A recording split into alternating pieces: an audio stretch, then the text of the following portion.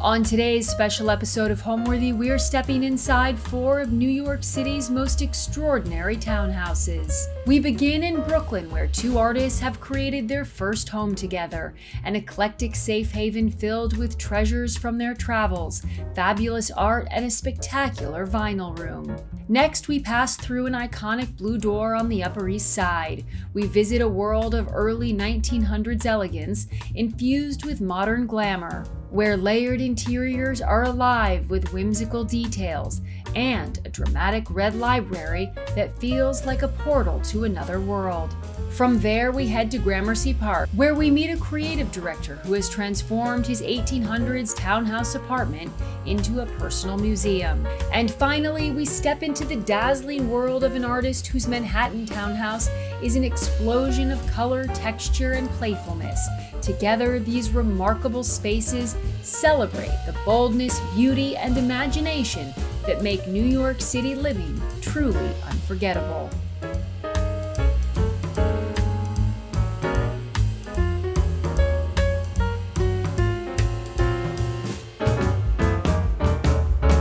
You're watching Homeworthy, where we believe every home has a story. Oh, hello there. Hey, Homeworthy. I'm Skylar. I'm Temi. And welcome to our Brooklyn townhouse. Why don't you come on in?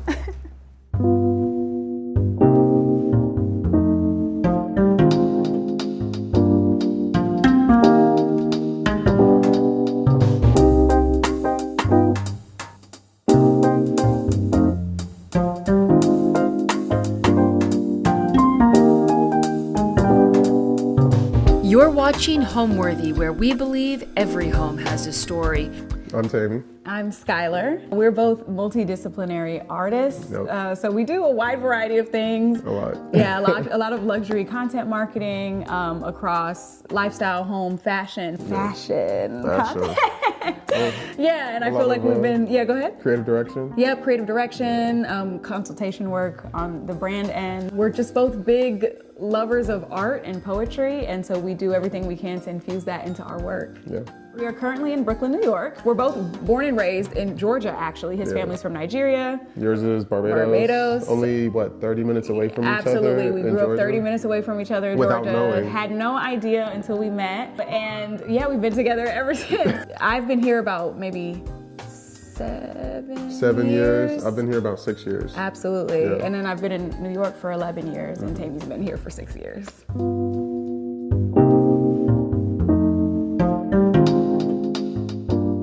So this is the entryway into our home, and one of the most integral parts, in my opinion, because it is the first thing people see, and first impressions are everything. Everything. Absolutely. So we were actually thinking a lot about how, when it came to people entering the space, how kind of uncomfortable it might be to be immediately greeted by the back of our couch. So we decided to greet people with our conversation pieces, our coffee table books. And our coffee table books really speak to us and who we are as individuals. Yeah. You'll find a wide everything, array, honestly, everything. We've got Black Futures. Vegas, Outside the Frame, Yep. Thames and Hudson. We have our friend Joe Kenneth there at the bottom. Absolutely. Tyler Mitchell's I Can Make You Feel Good, Black Futures, of course, Black Fashion Fair. It was our first edition, and so it's still in the plastic, still in the acrylic box. We're not playing games. Not taking that out until 2062. We'll give it to our kids as kids. We also have Afro Atlantic, Writing the Future with Basquiat and Hip Hop Future Generation.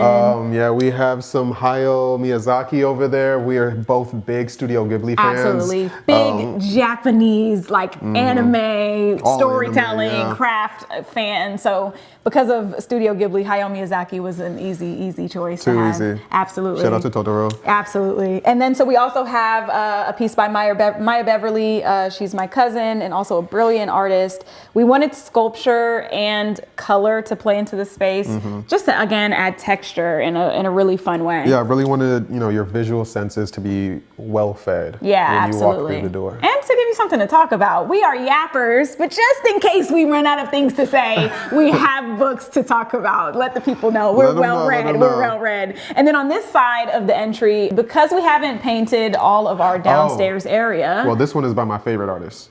You like her? Yeah, she's great. Love her, actually. Well, it's me. That's why.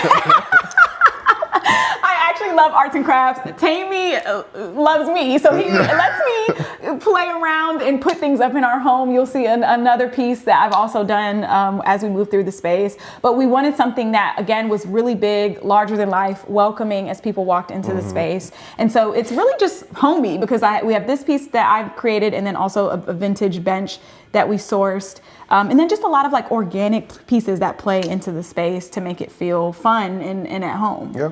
So as we move into the living room area, we have our favorite couch by Sarah Ellison. Skylar wanted a conversation pit I in our wanted home. a conversation pit so badly. And I was like, we're not gonna drill into the floor of this home. But this is literally the next best thing. I mean, you want to sit down in it? Absolutely, we have to show them like the full. Like you can get so deep in it. It doubles as a bed, a couch. It has been used as a bed to my an actual conversation pit. It was tough, but That's nice. We knew that this was something that was an easy add because it's super timeless, and then also something that people could feel really comfortable. People love this couch. Yeah, it's as much as definitely we a do. focal piece of the space. We actually started with this couch and we just decided to build. So you'll see a lot of pieces from our Nordic knots rug. The coloring is really fun. We also have this really dope side chair that Temi is obsessed with. Yeah. Yeah. What did My you say favorite. it reminds you of? Like the front of a car. An old school Chevy. Yeah, absolutely, which is like really vibey. And you'll see a lot of textures kind of playing into the space in a fun way. Yeah, this one's beautiful too from Anthropology. Absolutely. This is our plant. The love of Temi's life. He Basil. put so much life into this plant. I will call out too, Temi and I love to travel, and when we travel, the biggest way we pass our time outside of reading and taking lots of cute pictures is actually by playing chess. Yeah, I actually started playing chess in middle school and I never stopped there. It's just a great way to have conversation, keep your brain active. He loves to beat me, so I don't know. That's why he likes she's to play getting chess, better. because She's he getting knows so he's much really better. good. And then above our chess and side table, which I actually think this is a great example too of like both of our energies coming into the space because it's functional but also beautiful. You can play with it. The it's Dame a Moore conversation right piece. overhead. And then we have our Dame Moore piece. We have a couple of pieces by this artist in our space, but it just has so much personality and like fun energy that it adds to this room, along with a lot of the shapes. So we have like this really funky lamp in this corner that also kind of plays off of some of the sculpture that we have on our side table that people often will lean onto, rest their drinks on, all the things. As we move into the center of the room, this is actually a Christmas decoration that Temi hasn't said anything about. So I love it. Yeah, no, do your thing. Okay, It's good. actually beautiful. Okay, Yeah, good. yeah. I'm so glad we could come. I waited to breach it during this video. So Just so many things you can choose from. Let's start at the bottom. We recently visited the Alvin Ailey exhibit at the Whitney Museum. yeah. Wow. Blew our minds. So good. Obsessed. What an exhibit. And I told Temi I'm leaving here with something. Every time we leave a museum, I need a book to add to our collection. And that's how you know it's a good exhibit, when you're Yeah. touched to the point that you want to take some of it home. Absolutely. Yeah, so we ended up doing that. And then we have some prints from some of our favorite good artists friends, and great friends. So we knew that it was important for us to create and collect and curate Black art in our home that was of creators who are still alive, so that we can give them their flowers now. Clennon, we have Tayo Kuku Jr. We have Dante Maurice and Ahmad Barber for Black Fashion Fair. We Just have a really Jordan striking Blake. piece. Yeah. Jordan Blake with our friend CJ in it. I think these pieces just add so much storytelling to the space. Yeah. Like such great texture and I don't know. There's just so much about it that adds to what we have going on here. And you feel the skill in what they do and the intention as well. They're Absolutely. all legendary photographers, and Yeah. I just can't wait to see what they continue to build from here. For sure. And then of course I have to shout her out again, Maya Beverly. This piece by Maya is also a brilliant piece. She just does a really good job of capturing the essence of like a feeling in her pieces. And I think this really just grounds the media cabinet in a really great way. This is actually from Target, and then I painted it because I love to give things new life. So we have a mix of a lot of new pieces and vintage pieces. For instance, this bowl, which we thrifted, that again, I'm just a texture girl. I love anything that adds a little flavor to the space. So what we're wearing today, I have a thrifted bowed top Nice. from 2nd Street. I have jeans from Honor the Gift, Russell Westbrook's band, big OKC fan, so only natural. Loves to put on, yeah. I have a Larvi watch from Germany. Which we fought tooth and nail to get a hold of. It was tough. Had to get it through customs and everything, but well worth it. Oura ring, big about my health. Fossil watch ring. Simwero, and Omi Woods. Woods. Yep, such a good balance. And then for me, this is actually a skirt I thrifted while we were in Japan. We have been to Japan 3 times in the last year span alone. We love it there. We love Japan. It feels like home. Yeah, absolutely. And we spent a lot of money there, and a lot of it is clothes. And then my top is from Febin, also on Essence. I just love how artsy it is. It's like adds so much flavor to my look, and there's so many ruffles and crinkles, and it just is so full of life. Yeah, so it makes you so the art much. that you are. Oh, period. Gas me up. And then for my rings, I also have Simwero, Greece, New York, which is based here in Brooklyn, as well as Cal, and then some thrifted pieces as well. What about the earrings? Oh, and my earrings are from Ferris Jewelry and Justine Clonquet. And my little fur slippers are actually from Steve Madden. How fun are they?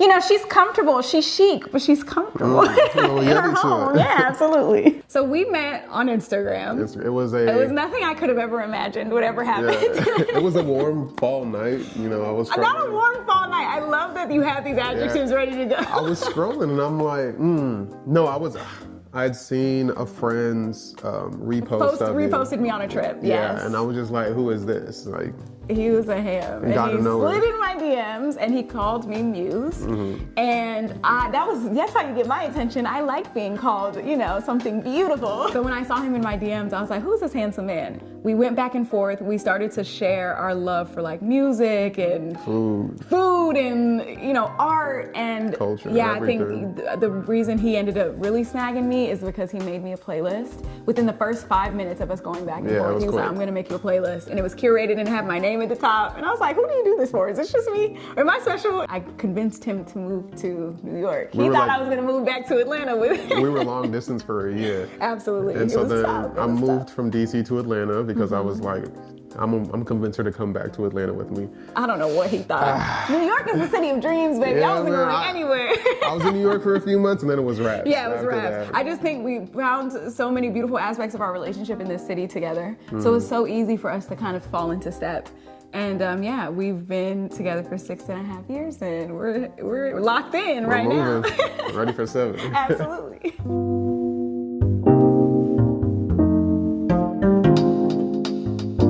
So we love to host. Again, absolutely. When friends come over, we want them to feel like they're actually at home. When you come into the space, the first thing you see is our prized possession. Yeah, our Arnold Butler piece. It was the first piece that the first pieces of art we've ever bought. Yeah, it was commissioned. Yeah, we commissioned it from Arnold. He is just a brilliant artist based out of Atlanta. So that was also great to be able to kind of show him love and let him create a piece that would tie the space together.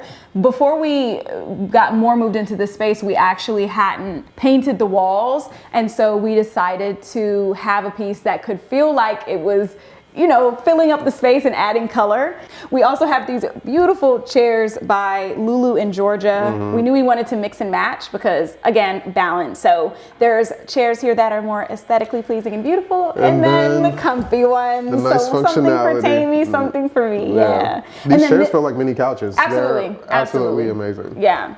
And then for our centerpiece, we actually got this from a studio in Cape Town while we were visiting a designer, Emily, for Elegance. Yep. It's just all of her pieces are based off of pieces or shells that you might find when you're walking on the shore. Yeah, if you ever have the chance to visit Cape Town, swing by her shop.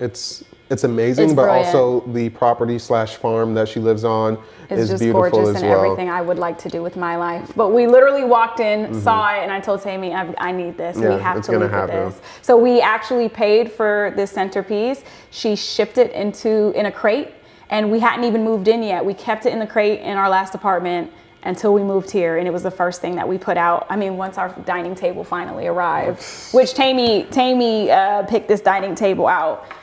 Because he loved the shape of it and the design of it. Yeah, we used to have like a large 8 person cedar dining table, and We for this love to home, host, it just yeah. didn't feel like that was needed with everything being so close to each other. Yeah. So, yeah. And because the space is not properly separated, we wanted to make sure that they still felt distinct. Yeah, they each had their own Little corner, lush little nook. corner. So so we have this 4-seater, so it's super intimate and feels super good. And we set the table because we didn't know if you guys were, gonna stay and have a little something to eat. breakfast. I don't know. A little If you're Winston hungry, bakery. we have something here for you. My favorite piece.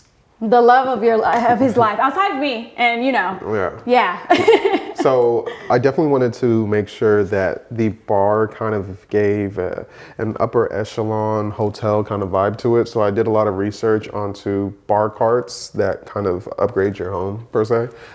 So we actually got this from Jonathan Adler. And it's crazy because we're not actually people who drink. We don't drink at home. I'll have a glass of wine. Sometimes we'll have it over dinner, but we don't really drink unless we have friends over, which I know you probably think, that's crazy with all that they have, but we have to keep it fully stocked because we love to have people in our house. This portion right here, nice to make drinks off, drinks on while people enjoy the living room or the dining space or in the kitchen. Yeah, it actually really comes in really handy because we need as much surface area as possible when we have people over. So then when we pop this out, we can make a couple of drinks. Pass it around. Yeah, put whiskey on the rocks. Is that what the guys do? And then we're get to go, or the girls, because I heard there's different preferences with what the people like these days. But yeah, I think it's such a great and multifunctional bar cart. And again, a great balance of both of our energy. It's just so beautiful, but then it has so many components to it. Yeah, it's functional in its use, but it's also functional in its timelessness. Yeah. I mean, this will probably be with us for the rest of our lives. Absolutely, super timeless. And we were thinking about that as we were sourcing items. How can we be intentional? Will this last in any space that we go into? I think our design preferences are maximalist mixed with Japanese flavor mixed with also a lot of modern energy. Yeah, a lot of Afro energy as well. Absolutely. So we wanted to make sure that the pieces that we pulled or bought were able to kind of speak to all of those. And then of course the top of the bar cart has a wide variety of options. It is also a little display as well. Yeah. You got your non-alcoholic, alcoholic. Yeah. And we also will then wipe this when people come over clean. We'll move everything off, and we'll often do cocktails here or have hors d'oeuvres here or charcuterie. Really depends on the vibe. But there's so much that we get to do with this part of the house. This is little nook that we have. Yeah, own space. Absolutely. And next we have these bar stools from First Dibs. Another one of my many favorite pieces in the house. The seat is small, but it's so comfortable to actually sit in. I love to just sit here, get a bunch of work done for most of the day. And Temi thought a lot about how, because I was really big on just getting really cute bar stools, again, that just looked good and felt good. But Temi actually had read an article about how you can elevate your space by treating your bar area as if you were at an actual bar. Yep. And so when we thought about what kind of chairs we wanted, he really landed on a color and a vibe that will reflect that, something that you might actually find at your local neighborhood bar. It just makes me feel like the kind of bar where I could sit down and get a drink, but also get some work done. Absolutely. We work from home so much. So oh my gosh. So we like to spread out. We really work in every single room. But then also we yap a lot. So when he's cooking breakfast or I'm cooking breakfast, the other person is chilling on the bar stools, talking it up, typing or talking away. Yeah. We also have some really great vintage thrifted pieces here, from everything from our cutting boards to these cinnamon and sugar shakers, even these travertine holders.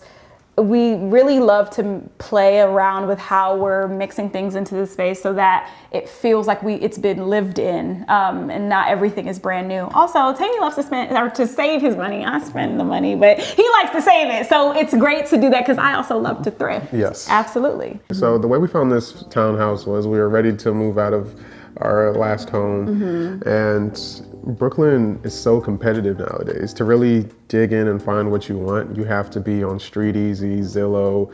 Up until odd hours of the morning.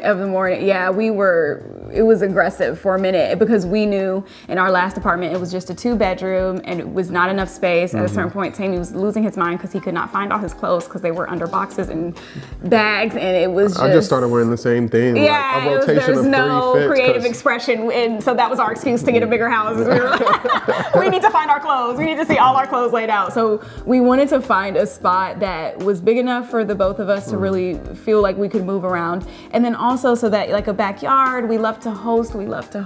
So having somewhere where people could really spread out and feel like they're at home they're was in important. the area, they just come slide through. And we knew Bed-Stuy was somewhere we wanted to stay. We've stayed on the cusp of like Bed-Stuy and Bushwick before, but Bed-Stuy we just are in love with, and it's just like the best place ever. Our community's here, so we wanted to find an apartment in the area, and so we were up late.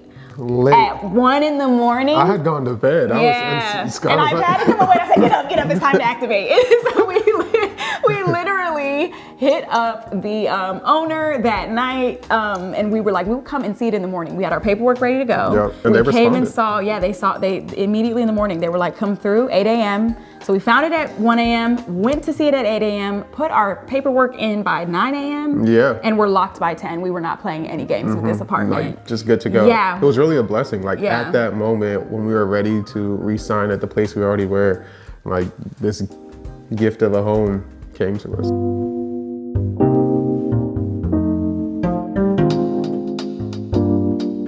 Now the part of the house that has my heart. Because he loves to eat. That's why it has his heart. Yeah, and I'm not mad at it. It's just such a beautiful space. Yes. We wanted to keep it pretty simple in here because we're doing so much in the living room and the dining room. There's a lot of energy and personality to those spaces.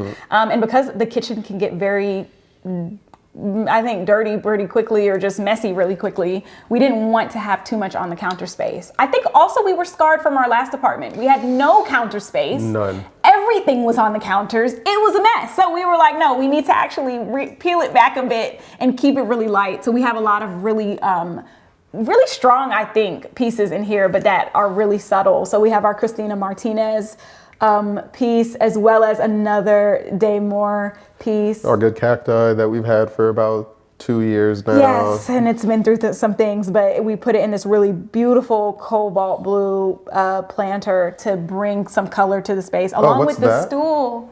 My favorite stool that I was telling you guys about, that is just the best. All right, that's the best ever. We just have a lot of lighter pieces. I think this is definitely the more minimal part of our downstairs area. Minimal, but also brings a level of peace, has a lot of room to, whether you want to put your laptop, tablet down while you cook a meal.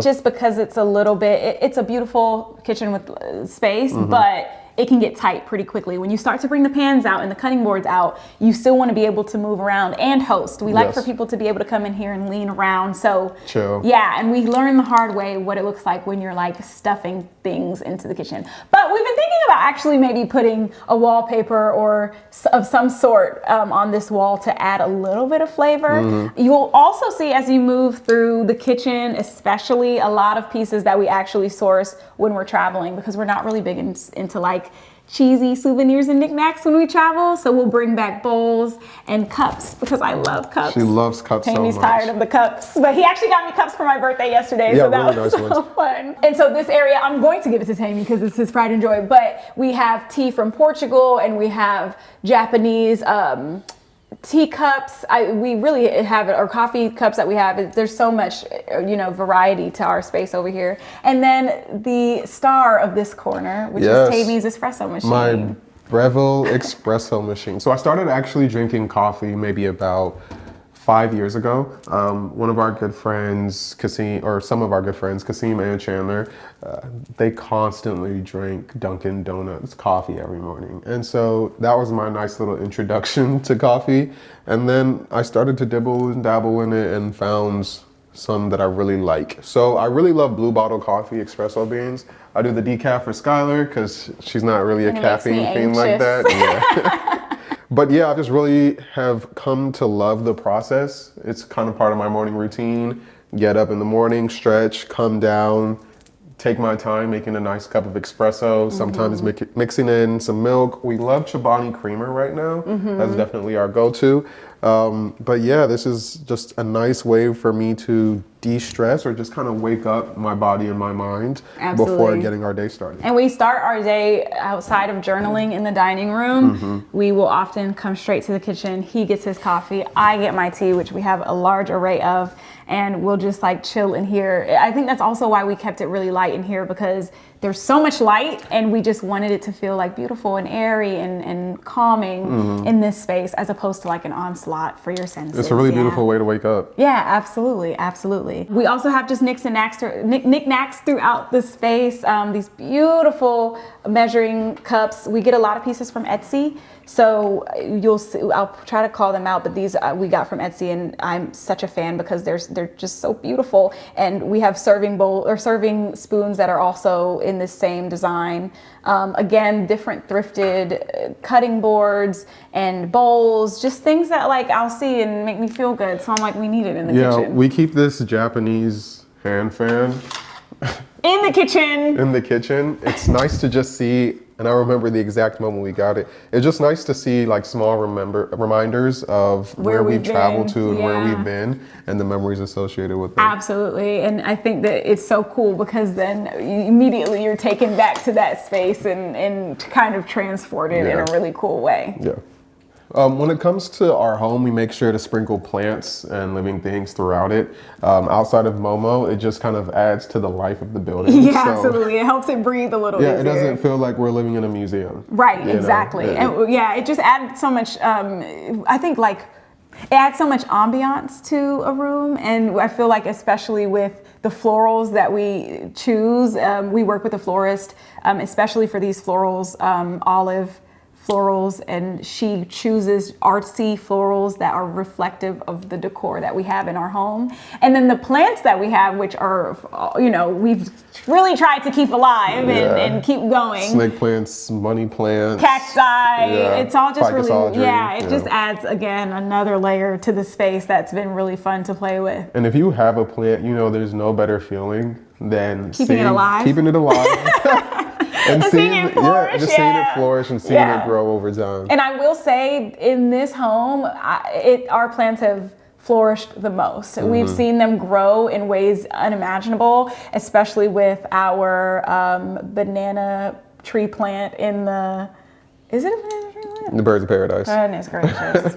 With our Birds of Paradise, we've seen it grow for sure. It was about yay big when we first got it, and now it towers over me. Absolutely. And you'll see it upstairs. We have a Ficus Audrey that was shocked when it came into the house. Yeah. The leaves were falling. It was almost branch or leafless. I said, same sis, but then we filled up the space and then she got right. And so did I. It was like, it was a good balance. So yeah, it's been really cool to bring a lot of plants into space. And actually we got a little carried away at some point, but the fun part about this home is there's many rooms that we can shove them all into. And they're right in front of big, beautiful windows that kind of let all that light in to keep them alive. Yeah. Well, this is our wall of souvenirs. That actually is what it is. Yeah. Oh, I'm glad we have a name now. When we moved in, we were like, what are we going to do with this space? And I like for things to just look beautiful so that when you're looking around, you're taking everything in. So we actually decided to cram all of these beautiful pieces from all over the world into this space. So we have another Maya Beverly piece, this beautiful little face that she actually gifted us when we bought her other two pieces for our living room space, which was really sweet. And then it just adds such a little face to the space. Yeah. And speaking of little faces, we also have these beautiful bowls from Mexico City that were tough. They were tough to get because Temi thought they were a little scary looking, but I think they're so precious. Look at their little scrunched up faces. I'm not trying to have something look back at me. It's me with an attitude, so I understand why he has an aversion.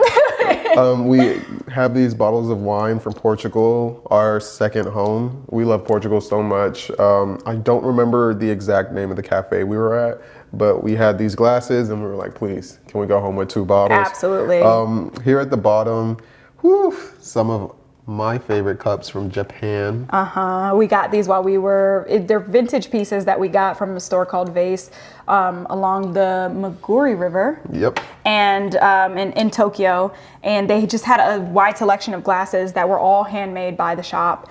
and it was just gorgeous. We knew we had to leave with a few, and there are such great conversation pieces, but then if you want a little glass of wine, they're really great for that too. Much. Absolutely. We also have some more glasses from Sophie Lou here. I mean, and then thrifted pieces. Yeah. So we actually found these in Brooklyn. Down the street, there was a church that used to be it always had a big antique sale. If you've lived in Brooklyn for long enough, you know about it. It recently actually closed down, which I'm really sad about, because the guy who sold the pieces for the church actually went to estate sales upstate and then would bring them back on a truck and sell it here, which is just like my heaven. So I got so many great pieces, and I remember sending a picture of these to Temi and going, we need these, right? And he never says no. He's always like, absolutely, of course we do. And then at the very, very top, we have champagne glasses from Soho Home.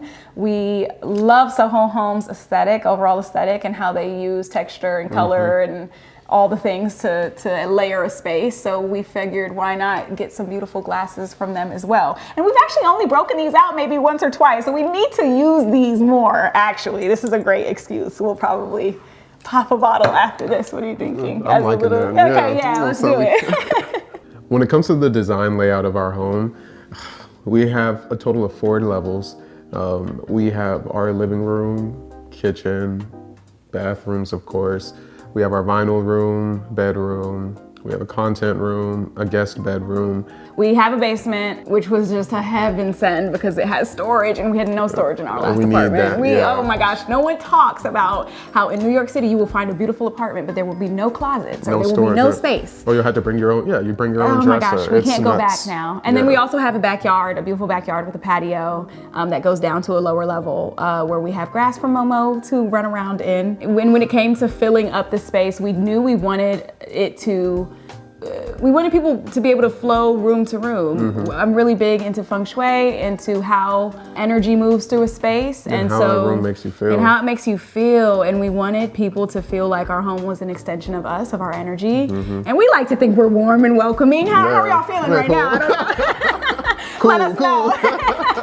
So we were talking about, okay, well, how can we play, and how can we bring a lot of like maximalist, heavy texture, color, like modern, but then also a lot of Japanese inspired design. There's like no rules. There's no rules with our space. It was just whatever feels good. How do we make things, not only beautiful, but also functional as well? Absolutely. It's meant to be like a retreat for the creative spirit. And so both for us, so that when we come home from working or shooting or traveling, we're excited to come home. But then also for when people come into our home, they feel like, oh, I've been here before, or this feels really familiar. Like we want it to feel like a home away from home, but also, I guess, with the upkeep of a hotel almost. We talk a lot about how Temi loves functionality, and then I love aesthetic and design. So we always have to compromise with the pieces that we've selected for every room, and you guys will see that as we move from room to room, how we are really intentional about something looking beautiful, but then also feeling comfortable or making sense. Yeah, that's why we have this couch and there's not a hole in the ground. Absolutely. You wanted a conversation pin? Yeah, so we did get a conversation pin, so what makes sense? And so there's so many things that it was definitely a back and forth conversation. There's a lot of masculine and feminine energy in the space because we wanted to make sure both of us were represented, and then just colors that make you feel good and evoke a lot of inspiration, so that when we look around our space, we can feel like we're getting inspired and able to create beautiful work.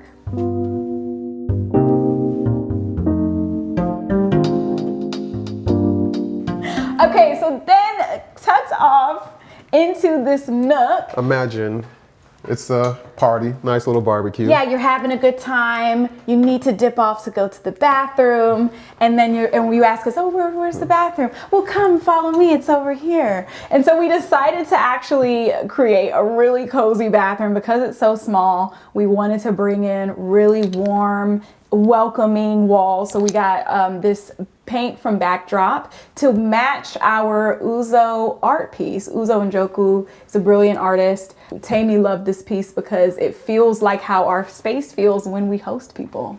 We have in this corner, because it was so bare bones, we actually changed the mirror and then added in, of course, the Loewe body lotion and tomato leaves liquid soap. It's a fan favorite. People love for their hands to smell like tomato leaves, which we didn't know would be such a, people would rave in that way. And then we also added a skirt to the bottom of the sink to cover up the bottom, to kind of give it some added, personality and make it feel a little bit cozier in here, which we love, absolutely.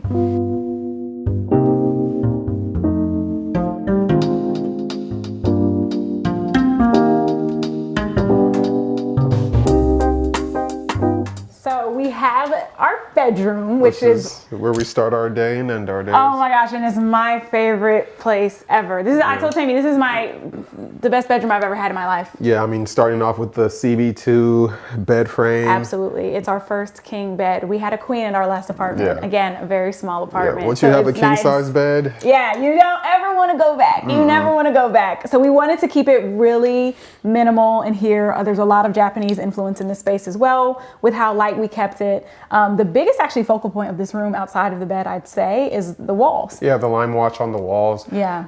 It took a few attempts to get it exactly to where we wanted it to be, but the zen in the room, like feels when you so walk good. in, it feels so good. And we knew we wanted to not only do the walls, but the ceiling, so it feels really immersive. So the lime wash, because it looks like clouds, also feels like at night when you're looking up, a little sky in and of itself. The paint is actually from Portola Paints. They have a really great lime wash, and I was so excited to try it. It did take us a few times until we got it right, but we did get it right. And we knew for the bed, we wanted it to feel like a hotel bed. Yeah, that's why I'll tell you. You go ahead and tell your secret for the comforter. Oh yes, I do a double comforter. Now for my heavy and hot sleepers, I understand that might feel like a lot, but we just kind of coordinate depending on the season. We wanted it to feel really lush because we travel so much and we're always in a hotel bed, and it would suck to leave a hotel bed and not want to go home to your regular bed. Yeah. The best thing about some hotels out there are the options to choose anywhere between 3 to 10 different kinds of pillows. So on each side of our beds, we have 3 different kinds of pillows depending on how we feel like sleeping. Absolutely. The more, the merrier. We love pillows. And then they're also a wide variety. So we have a softer and firmer pillow. Again, just so that we feel like we're somewhere really nice and lush. Like that bed, I think it's Serrata. I think it's a Serrata bed. Oh, right. Temi chose the mattress. Because of the two of us, I think he's the pickier sleeper, which I can respect, because it means that no matter what he chooses, I will be comfortable. Because I run hot, so I needed a bed that would kind of keep me cool. Absolutely. So yeah, there's that. And so we have the bed as a really cozy piece, but then also this entryway, or not entryway, but this bench here, our fuzzy bench that we actually use as kind of a bottom portion to our projector. So we don't have a TV in here, as you can tell, but we have a sneaky little projector that we put out at night or when we're wanting to watch a movie. We're really big on not having a lot of tech so close to us while we're sleeping. So Momo, come say hello to the people. So we have this kind of area clear. We were gonna put art here, but we left it empty so that we could have the projector here. And then we also have this beautiful rug from West Elm that is just really warm and inviting. It's added thick such as you walk on it, and it's just really, really nice. It just feels so good on your feet, which I love.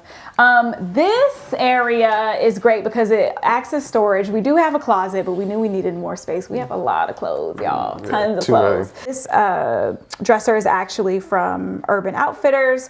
We found it and it just felt timeless for us. We wanted something that we knew we could move into any room as we moved perfectly into this space, like it was almost like uncanny. And then the centerpiece here is this Noemi Marguerite piece. She's also a good friend of ours. This is not a wedding we went to or our wedding. It is just a beautiful snapshot of life, and I think having that in this very zen space feels like the right amount of energy. Yeah, the way the image is shot, it feels like you are there. Absolutely. And we also have another great Black artist, Hill and Daniel fragrances for the room. We also have Malin and Getz, so we kind of play around with what scent we want in the room. I'm a big candle and incense girly. She is. My mom actually got her like a Malin and Getz candle box set a few years ago for Christmas. A woman after my own heart. After that, she never turned back. I never turned back. And then we also have, which is really important to us, we don't have a lot of heirlooms that we were given, so we've started to kind of collect our own, and this has kind of become one, I feel like. Yeah, this was at our old apartment. We got some... Can you guess what it is? Whose hands these are? Yeah, so we actually got a little... casting kit. Yeah, casting kit, and it was a little date night at the house where we spent our time holding each other's hands in some in a plaster. really soft and intimate way. And it was meant to be a jewelry holder, actually. We wanted it to, again, be functional and beautiful. But now it's just like a really sweet portion of this space, along with, of course, our jewelry box, this beautiful plant, and this pot I love so much because it adds a lot of great texture to this area. We kept it really cute though because we didn't want it to feel too busy in here. It's where we relax. And then we have the diva of the show, our Ficus Audrey plant. We knew we wanted a tree. We have the queen, our Ficus Audrey plant. Yeah, she's almost as much of a drama queen as I am, I'd say. We knew we wanted a tree in the room, but when we were looking at different trees that we could go for, the Ficus Audrey was the closest thing to being a tree that wasn't actually a tree. She's extremely temperamental, so sun, watering, like, I get it. I get it, sister. Two peas in a pod. Absolutely, we are. And Temi knows how to take care of both of us. That's what it's all about. But again, we wanted something that added some life to the space. We didn't want to do too much. It's just really a great place for us to chill out, and it's really reflective, I think, in the colors and the vibe that we've brought into this room. Yeah. So because we were kind of going for a hotel vibe in this room, we also, beyond the bed, decided to keep it pretty neutral for the side tables. These are also from Urban Outfitters, and we sourced these lamps to kind of balance it. These are some Japanese lamps that we brought in, but we wanted it to we both have our sides. We have, remember, this is my side, that's Temi's side, but they're pretty inconspicuous. You really can't tell whose is whose, which is kind of fun when everything's all, cleaned up. So on either side of the bed as well, we both love to read, and that's usually how we end our nights. Outside of journaling, I would say. So we have on my end my creativity book. I literally have been trying to read this forever. It's called The Creative Act by Rick Rubin. I've been trying to get through it for a while now. Temi and I have both been taking cracks at this book. And then on Temi's side, he has... Yeah, I am not a nonfiction lover. It takes time for me to get through those books, but I can finish like a 600-page fantasy novel in 2 days. But I have the Age of Ideas, but then I also have the Kindle. We're bringing the Kindle back. I love just how light it is, how I'm able to store literally my whole library in here. Outside of this book, I'm also reading Fourth Wing. When it comes to how we work with one another, especially when it came to filling up this home, I think there was more conceding on my part. I was going to say the same thing. Temi adores me. So he actually lets me get away with havoc. Yeah. I'm also obsessed with interior design. So he knows that this is my dream is to be able to do this on the side or even for friends and family. So there were definitely design decisions I made that I was like, hey, choose between these two decisions, so that he could feel very involved. But then, the decision had been made. Either way, I'm very, very happy. Now, there have been some things that we've sprinkled into the space that he has loved. You'll see in the office, he has his Akira book set. That was a no-brainer. It's a love of his and something that made sense. But that I was like, wouldn't be my first choice, but it's my man. He wants to do it. Yeah. But that's like a happy medium. Absolutely. That's very striking. There's that we both love. Yeah, exactly. There's pieces in the space that I feel like we were like, yes, the easily. Art, our art. But also it's like, you get the furniture, I get the technology. Absolutely. So that was actually the thing that I said, it doesn't matter. We have a Samsung frame TV, and so that was my only thing. My only thing I was like, okay, I need this but for outside the house. Of speakers through the house, Alexa throughout the building, smart house. Literally, we're taking it back to Disney Channel. Security. Yeah. It's all Temi. I said, you've got it. I trust you with all that. Also, he stays up to date on that. When it comes to when we shoot, Temi takes care of the tech, so I said there should be no difference in our house. Just teach me how to do it.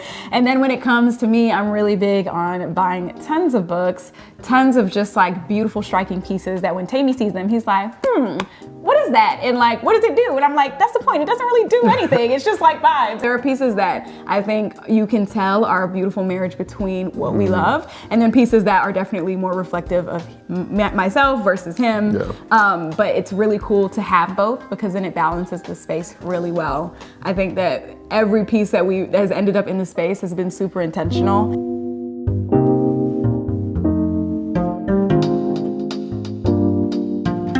So we have here our beautiful bathroom space, another really minimal, light and airy part of the house. Again, it can get messy very quickly, so we've kept it pretty light. And because it's an apartment, we haven't been able to really deconstruct and reconstruct in the way we'd like to, so we've made it warm where we're able. We have his and hers sinks. We have these beautiful red lush rugs that help warm up the space a little bit, especially because we have these more gray kind of walls and floors.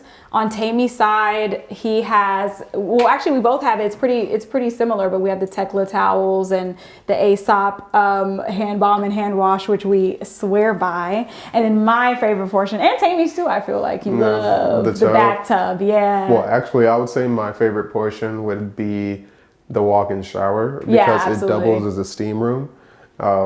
So after a workout, I'll go ahead, call Skylar, get the steam room ready. So as soon as I walk through the door. Absolutely. And then likewise, when I want to take a bath, I call Temi and say, get the bath running. And then I have this. And so we have this great thrifted tabletop here that we use, you know, if I'm working and I'm in the tub, or if I just want a glass of wine and I want to read. A lot of these pieces are also thrifted as well, and it just feels really homey and vintage. On this side of the area, we also have a dresser. Again, the more the merrier when it comes to storage. So on this side of the room, we also have another opportunity for tons of storage. We have a focal piece by Courtney Heron. It just made sense that this piece would go in the bathroom because it literally is the vibe in here. And then just smaller pieces to keep it really soft and warm. Our Able Room spray, some candles, a beautiful vase that we also have in the kitchen. We have this, you know, and then the tech, of course. Yep, this Bang & Olufsen speaker. Very aesthetically pleasing, easy to carry. But then it just looks like a piece of like art almost. And it fills the space like sound-wise beautifully. Yeah, absolutely. You can hear it in the shower, in the steam room, all the things. It's really, really fun. So yeah, this place, I mean, I feel like this part of our home is really light, and because we make an absolute hurricane when we're getting dressed, a tornado of a mess, we keep our bathroom and our bedroom really light and really cute.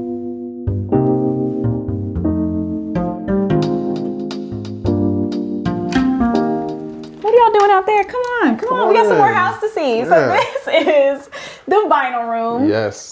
This is just like creme de la creme. Best room in the house. I mean, damn near. It is just brilliant. And I mean, if we do say so ourselves, we put a lot of thought into this room because we actually wanted it to feel completely different from the other rooms in the house. And I think it does. We have these cobalt blue walls, also from Backdrop. Art from Fritz von Erich. Yeah, and I think we actually allowed the art to guide a lot of the decisions we made in this space. We wanted it to feel like you're almost on a funky spaceship listening to like, you know what it reminds me of? That episode of Love, Death and Robots. Absolutely. Zima Blue, I think. Absolutely. It's just like so lush. All the colors are rich. And so we wanted to bring in a lot of reds, greens, blues, a lot of primary colors to make this feel like a visually pleasing space. Yep. So we have in this section a good mix. The entire room really is a good mix of both music and books because we have tons of books both here and in our office and in our content room. Yeah, when we travel, we love to collect different countries' jazz. So we have a lot of different kind of jazz vinyls here, a lot of Japanese jazz vinyls. One of my favorite things is the now spinning sign, courtesy of Skylar. Absolutely. We got that off Etsy. Right now we have playing Grover Washington Jr. I'm a big Motown jazz fan. I just love jazz, and we usually start our day with jazz.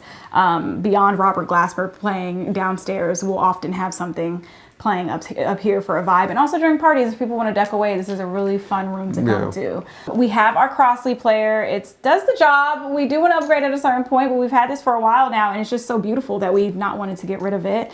And then we also have, again, records that we've collected over time from friends, from travels, and then books, of course, reflective of our travels as well. We have 2 pseudo libraries. This is one of them. Yeah.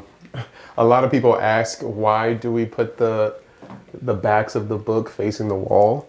And honestly, It's just a vibe. Yeah. It's just because it looks good. There's no rhyme or reason. Yeah. We've read the books that are backwards, so that does help because we are not looking for them. Don't fret. But also, it's just fun. We didn't want the colors to be too overwhelming when people came into the space. So we've actually kept a lot of our Black authors facing, frontwards facing, and then a lot of the books that we've read from fiction books backwards facing. And it's just cool to add a little flavor in that way. I'll leave you all with a recommendation.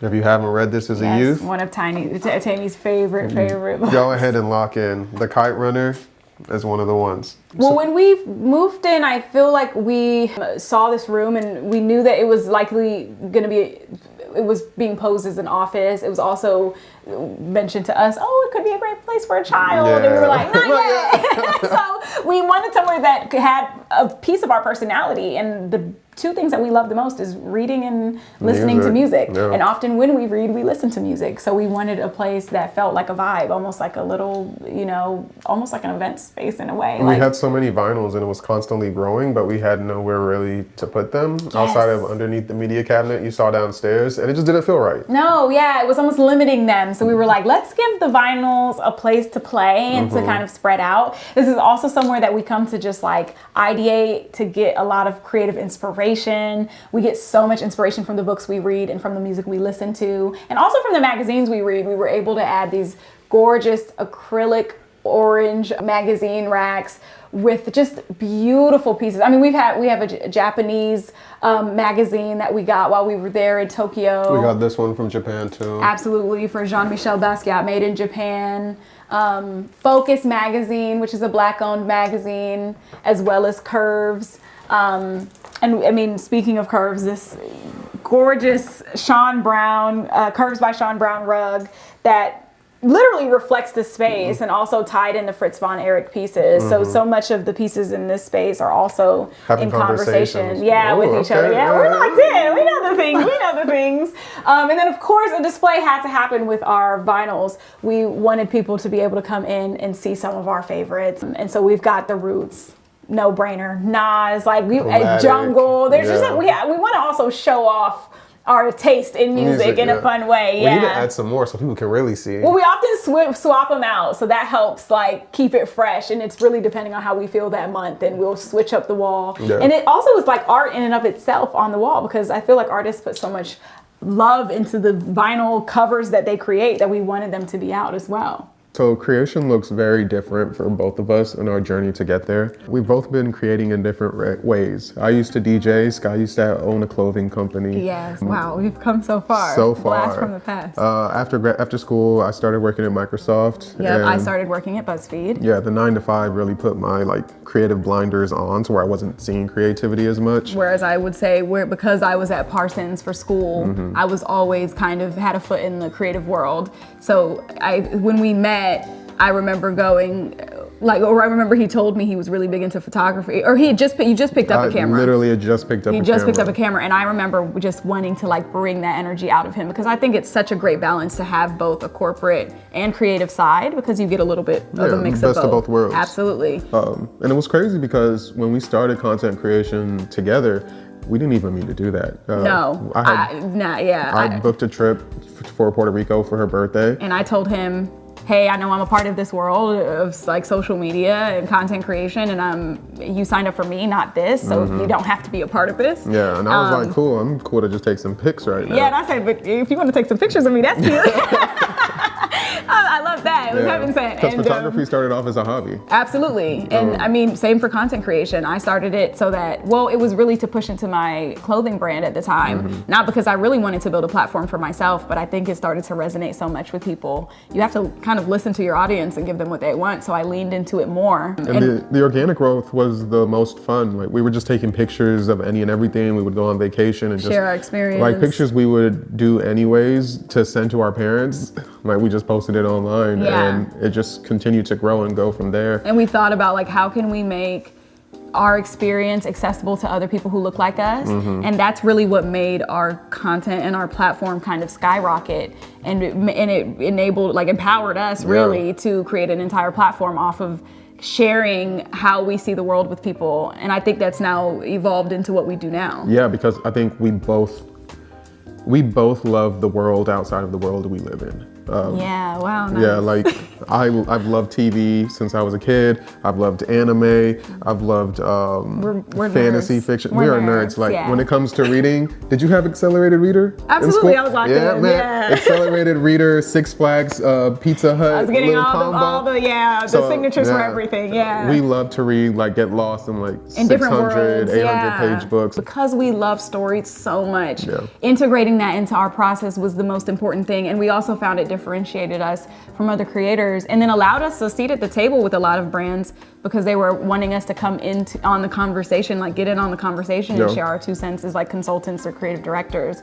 So it's been really cool to be able to, what we kind of see is taking the mundane or just life and seeing the beauty of it. My Instagram bio is dedicated to the art of living because so much of life should be documented and shown in a beautiful way. And I think our content has been able to do that in a way that resonates with people. Yeah, I think also the great part about it is it can be very, time consuming to do this. Yes, But we put a lot of effort into what we again, do. 2 sides of the same coin. We're so good at what we do at this point, and we're so streamlined that I feel like what could take 5 hours might take 1.5 hours for us. Yeah. Which allows us to really, one, live in the moment, Yep. but also put the cameras away. Absolutely.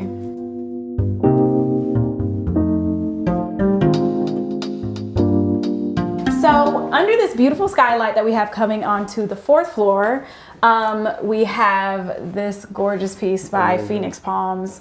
We did a collaboration with Etsy, and it was really important for me to pull at least one Black-owned piece. And so Phoenix Palms has a lot of Black pieces that they sell, and this one was just so striking. We were like, no, we absolutely need this. The red is so good on this wall. Yeah, and almost as striking as the painting itself is this candle from Maison Africanist, Tam Tam. Yeah, we have a few of their candles in our home. Smells so good. Just like really the beautiful minimal design, but then they really smell great. And then this, of course, floating shelf. We wanted there to be pieces that connect each space. And so these do really well of bringing people upstairs and into the final 2 rooms on this tour. So here we have our office space.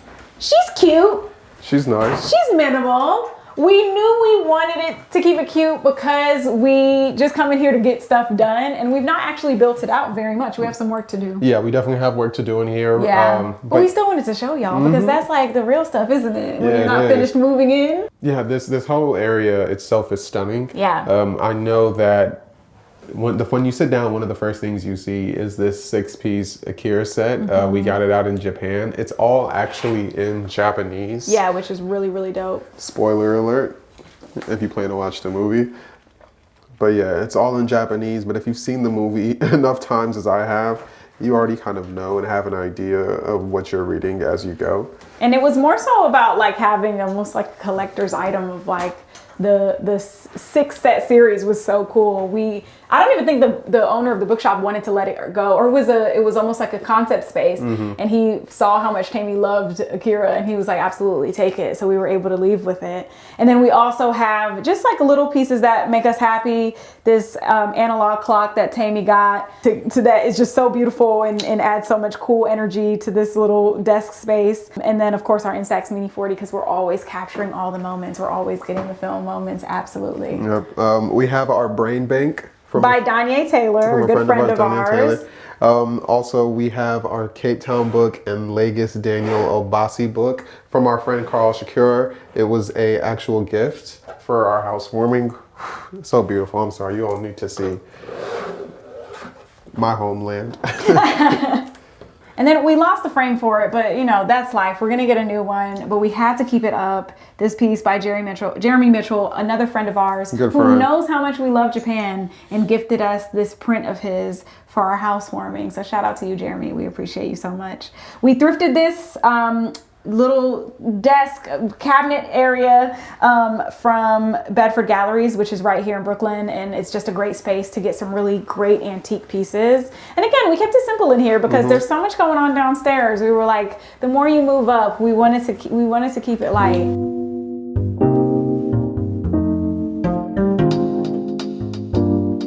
Finally, which I think I'm so proud of, because in our last apartment we didn't have this, a second bedroom for guests. So this is our guest bedroom. It is a little slice of heaven. We wanted to keep it really warm and minimal and just super cozy. Yeah, people love it here.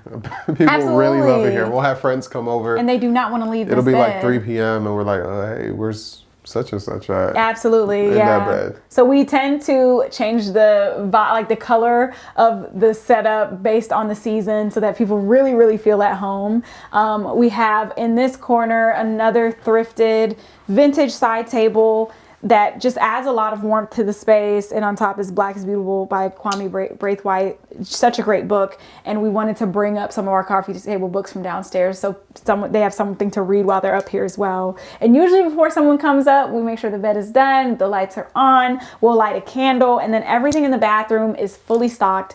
It's literally like staying in a hotel. It's the pride of our life, to be quite honest. We often encourage people, once you're done, to head out, like fully done. Go ahead and help yourself to anything in the bathroom, and then we try to stock it up every time we're done. Absolutely. And then we've made sure to keep on the bedside, for the people who didn't make it to our housewarming, our La Dolce Casa custom matches that we got for our housewarming. And on the back, you're able to, every time you visit, mark off one of these little wine bottles so that by the time you get all of them marked off, you get a sweet treat from us. No one has brought it back to us, so they need to get on their Zoom, but we keep it for our guests who stay in here, because if you weren't able to make it to the housewarming, you can still get a little piece of it. Yeah. And that is it. That's it. Thank you so much, y'all, for coming. We appreciate you, and it's time for you to leave. I'm screaming!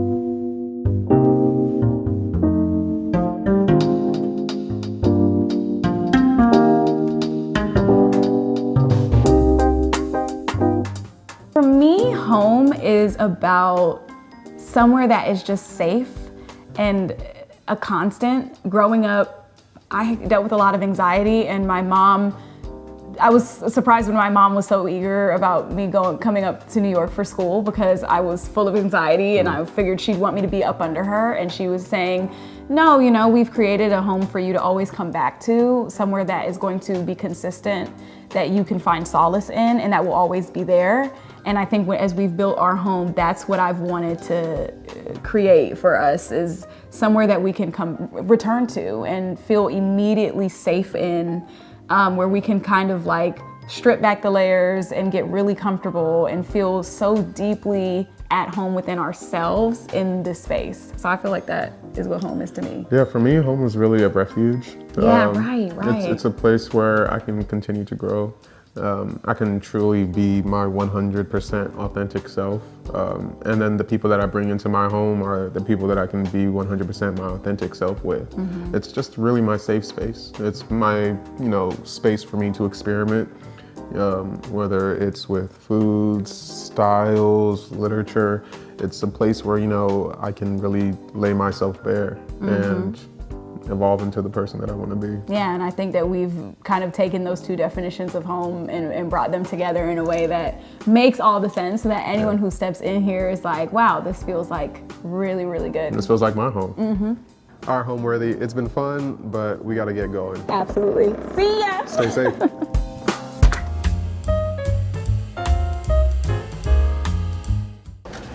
Hey, Homeworthy. Hi, I'm John Demsey. Welcome to Behind the Blue Door. Come on in.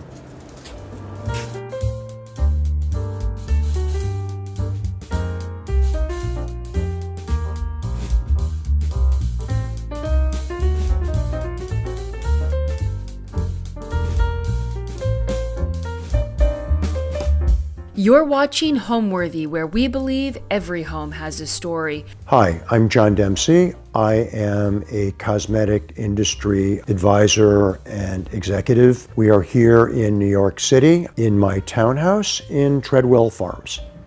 Welcome to Behind the Blue Door. Behind the Blue Door actually is the name of my book, which I published about 16 months ago with Azuline Press, which is a photographic series of my collecting, design, and artistic ethos. And the book, basically a peek behind the actual blue door in front of my house, which is a blue lacquered door, the way I think, the things that inspire me, the things that I love, began as a complete gut reno. And when we started doing the house and working with my dear friend Bibi Monahan, my interior designer, and Joseph Carnaccia, my architect, we wanted to try to reestablish some of the grandeur of the early 1900s of the house. And in trying to figure out what the house should look like, we decided to start from the ground up and start with the carpets. These are stark carpets in the designs of David Hicks.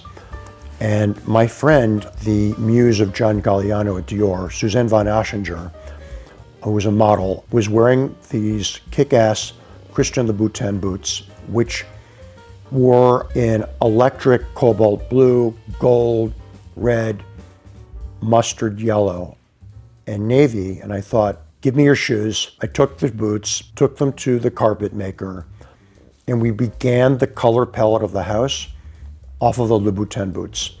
So literally, we stepped into it from fashion.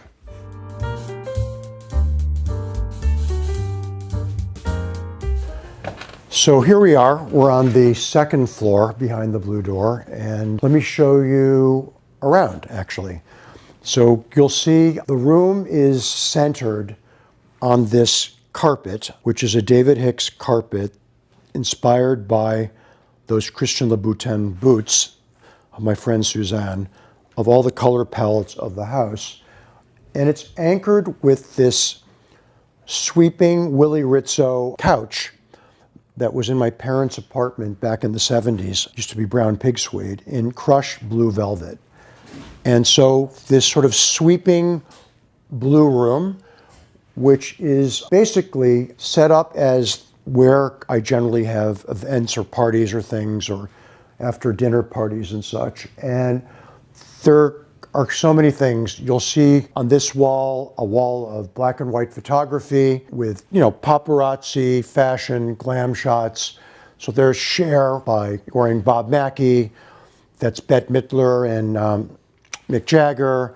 That's the Holy Trinity of the supermodels shot by the late Roxanne Lowitt, Catherine Deneuve, Ellen von Unworth, the black and white ball with Mia Farrow and Frank Sinatra, Bianca Jagger on a horse at Studio 54, David Bowie, Ziggy Stardust, Kim Kardashian, Alfred Hitchcock, on and on and on and on and on. If we go around here, there are a pair of hands by Frederberg from Mexico City, which I personally love.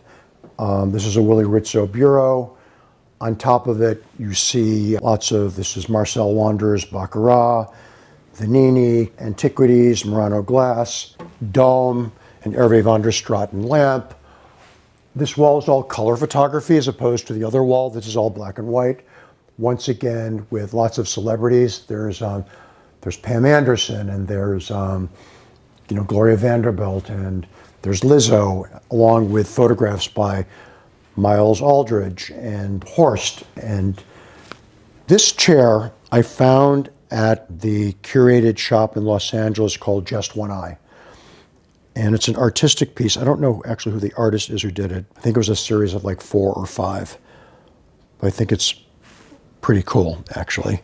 The Dakota's coffee table, you have a mix of a lot of fun stuff. So this lion or panther head was on the desk of Brad Gray when he was the head of Paramount Pictures. And this hippopotamus I found in the Pousse in Paris. This is all this Dutch sort of pottery and ceramics from a place called Wouterhouse. If we look up, actually, that is the Philippe Starck Baccarat chandelier with blue denim shades. At this point here, that is a Georges Chevalier Baccarat starburst mirror on top of a mirror, surrounded by 2 vintage turquoise foo dogs, coupled with 2 vintage navy blue pugs. And I'm lucky to have a fireplace on the first floor and on the second floor. And I love the focal point of this fireplace, in which you have a good friend of mine is an artist named Hugh Finlanter, who's known as Mr. Flowerheads. And he's a Jamaican-American man who lives in Milan, who works in Murano and creates these incredible, fantastical creatures and heads. So this is for Mr. Flowerheads, 2 fish from him, because after all, I'm a Pisces. We go on, and then we have all up on the surrounding sound here. All these are pinups from David Bailey from the 1960s, and these amazing Ruan Hoffman plates. And we come into the atrium area here, which is really a continuation of the jungle theme. You have this de Gournay custom screen. You have more animals, Hervé van der Straten coffee table, lots of birds, because we're in an atrium, and peacocks, all an homage from this Ren Hong photograph, which was an iconic photograph from a Chinese activist, and which is banned to be seen actually in China. But this photograph, particularly I went to Germany to go pick it up, but this photograph with the peacock actually carries into the idea of these birds and creatures. So you have, peacock here, peacock there, a toucan, more Murano, lots of books, objets, monkeys, photographs of myself. That is a photograph in this room in front of the bar. It's all done with Polaroids being mashed up. So it's done by Gilles Descamps, who's a photographer, a well-known photographer. And this is one of my favorite things. This is the Sostas Memphis totem from the mid-'80s, which is rare. And you even can see like this theme of family or jungle. That this pillow of this leopard was needle-pointed by my late grandmother. So, having something always from the family, or something from the past, or something from the present, constantly changing. In the adjacent room is my red library, which is all red, orange, and curated with everything framed in gold frames and saturated color. So it's inspired by the nightclubs of Robin Burley in London. Actually, the greatest compliment I've ever been given was that my home looks like a club in London, because that's what I was aiming for. But you have, once again, a mashup of mid-century modern, new 21st century pieces, family heirlooms, objets, architectural pieces, touches of Memphis, Sostas, and of things of entertaining and at ease.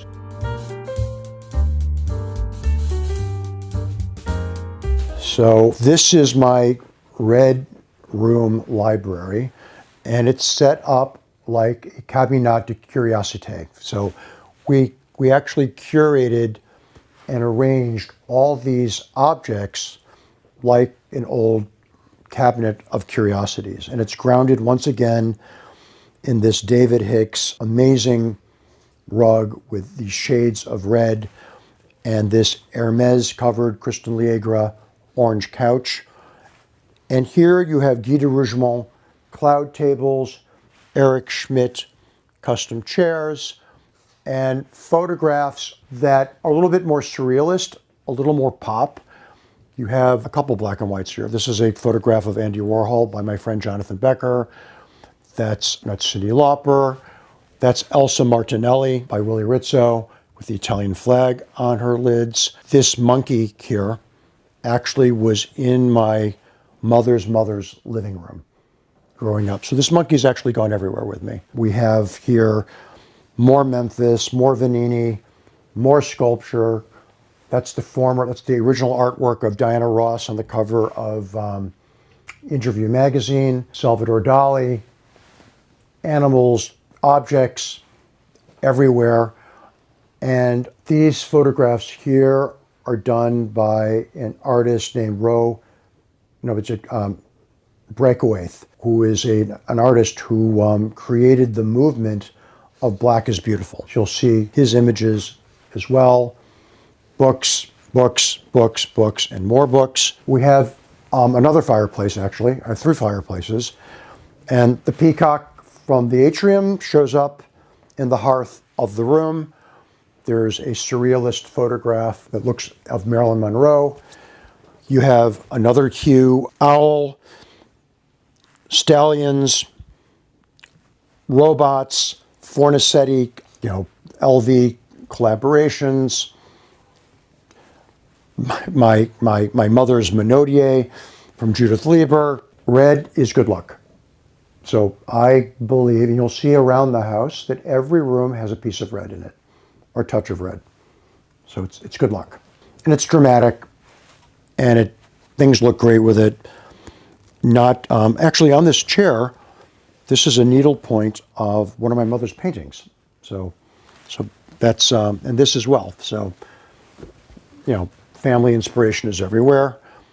We come here to this Italian desk in this sort of iridescent sort of blue, more objects, a lot of them unique pieces of work.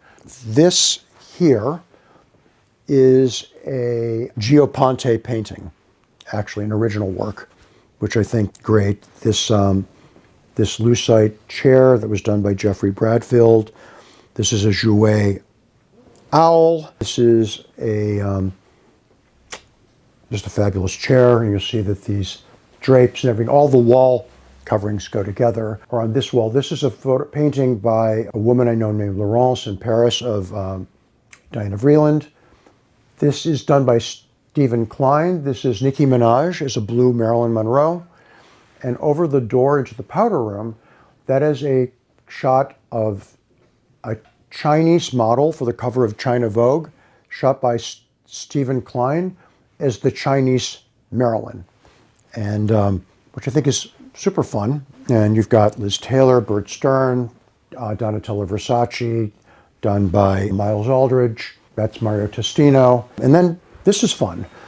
This is a powder room. And in this powder room, which has sort of some personal touches as well, you'll see here that chandelier was the chandelier in the house that I grew up in Cleveland, Ohio. So I brought it here. It's an Orfor. And on the wall here are all these fun illustrations by my friend Donald Robertson. And they're things that were my Christmas card or things that reflect moments in my life, with this fabulous mirror. And even walking in, there is a painting of my mom, and a Carl Springer bench, and more vases and more things, and a vintage hourglass mirror. And if you look at some of the expressions of some of these things, they have certain things. This was hell decor, with spending all my money on the house. That's a picture of me when I was working at Mac, and this is my Christmas card, and Lady Gaga was the Viva Glam spokesperson, so a fantastical vision of my daughter, Marie Helene, myself, and Lady Gaga. I don't know, it's just fun stuff. Another door, because behind every door there's something unique and different. These were all illustrations of the Met Ball that were done by Donald. This was the punk year. So you see, Anna Wintour with a mullet, Albert Ebaz, and so on and so forth. That's the guest powder room.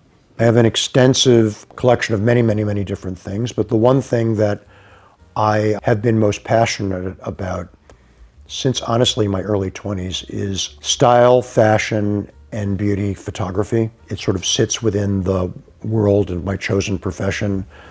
And around the house, we have over 800 images on the wall from some of the greatest fashion image creators and cultural iconic subjects that have sort of circled in and out of my world or my childhood aspirations of being part of. It's inspired by glamour, bold, big personalities, and legends who have been here, are here, or maybe are not with us any longer. And I love the idea that all these legendary style icons sit or face each other on my wall, having a conversation with each other. And that's sort of my mantra of how things sort of fit together and work together. Impossible mashups or conversations between people or eras that weren't necessarily at the same time, but very much had a core philosophy that ties it all together.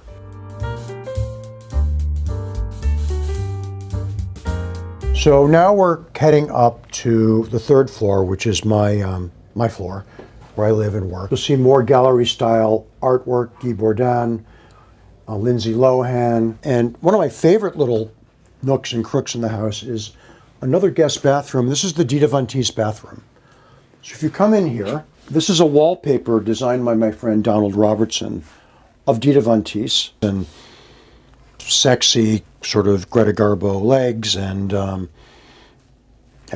just I don't know, a lot of whimsy and fun and sort of a conversation piece, because it seems everything here starts a conversation.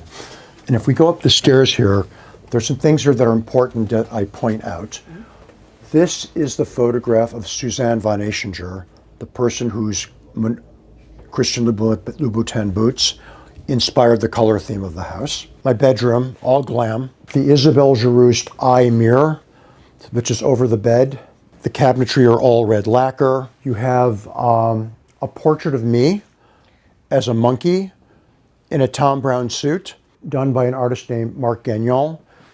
There's the Orlitsky gorilla. And then this great Colombo chair and lots of imagery of lips, eyes, the royal family, you know, sort of a mashup. We even did a cabinet of curiosities where the TV set are with this fabulous leopard that was a gift to me from my friend Aaron, and more monkeys and more vases and more things. And as you can see up here, another Mr. Flowerheads. The bolster of the bed in this sort of animal print, giraffe actually, which corresponds to the fashion photograph by Willa Rizzo of giraffe in the 70s. The lamp over here is Guy de Rougemont. And these are Polar Crespi, this lamp and these cloud side tables. And then going into, I guess, my ultimate indulgence is the closet, which is packed, and it's all organized by color. And this is fall, spring's in the basement, and we flip it. But you can see, you know, and portraits of me, people that have designed clothing for me. I'm obsessed with eyeglasses and fragrance. In my former life, I actually helped to build and create the Tom Ford beauty brand. And now I work with many companies and have had the good fortune to discover amazing products like this Dries Van Noten Soie Malike. That's one of the people I work with. It took me years to figure out actually how I wanted to look and how I wanted to dress. I think when you're young, you should try and do whatever you want to do. I mean, there's so many stages of our life. So, I was a club kid in my earlier years. I was fashion obsessed. But I think over time, find the things that you feel comfortable in, that you think reflect your own personal aesthetic and style, and stick with it. Actually, this just arrived. This is a custom Zegna safari jacket. I'm really fond of safari jackets, so this just arrived. I love that. But, a Berluti leather jacket, a Loro Piana blazer. I mean, I love biker jackets. And by the way, there's some more animals hopping around here as well. So it's the jungle theme continues. In the office is an homage to Paris and the time that was sort of probably the most influential period of my life when I really discovered what I loved about style and fashion and my own personal style. And the office is centered around a map of Paris on one wall and photographs from great French photographers and iconography from Paris. Once again with Ruin Hoffman plates but this time all in French with French obscenities. Every room has an attitude. It doesn't take itself too seriously. It has a sense of humor. It's maximalist in its execution, but almost feng shui and minimalist in terms of its core essence and idea. And that's sort of my left side, right side way that I think.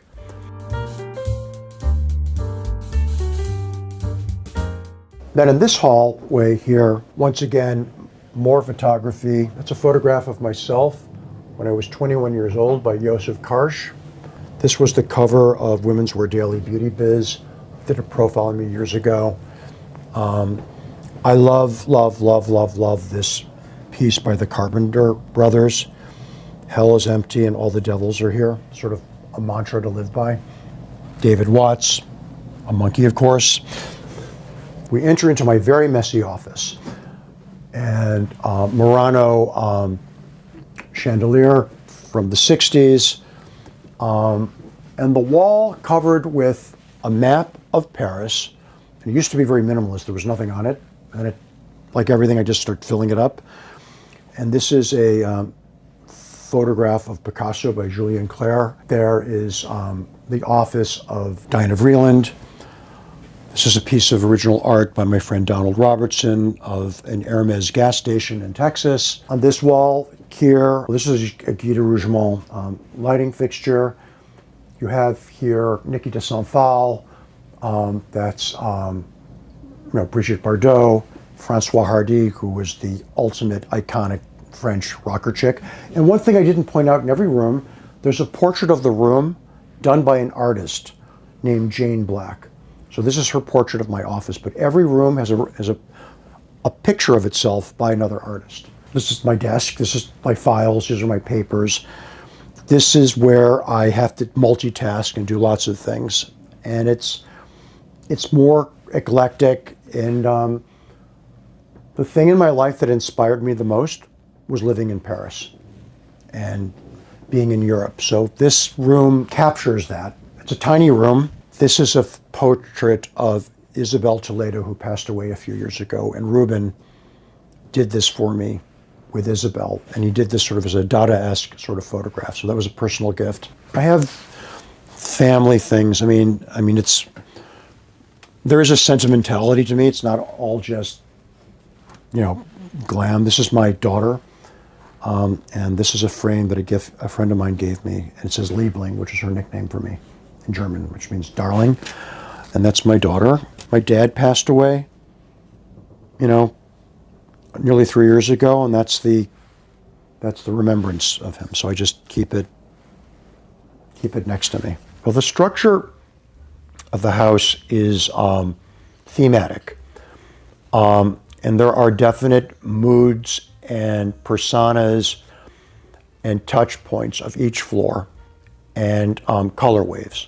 As you enter into the first floor, which is basically welcome to the jungle. It is a floor encompassing, the kitchen, which has sort of a high glam impact and a collection of every calendar Fornasetti plate that was ever done, working into a dining room and a sun room with leopard carpets, cheetah prints, and all sorts of a menagerie of jungle cats and wild animals in crystal, ceramic, silver, gold, dome, lalique, baccarat. So it's that sort of mashup of all these sort of wild creatures. So that's the floor that begins entering into the house and setting the tone for what you're going to see.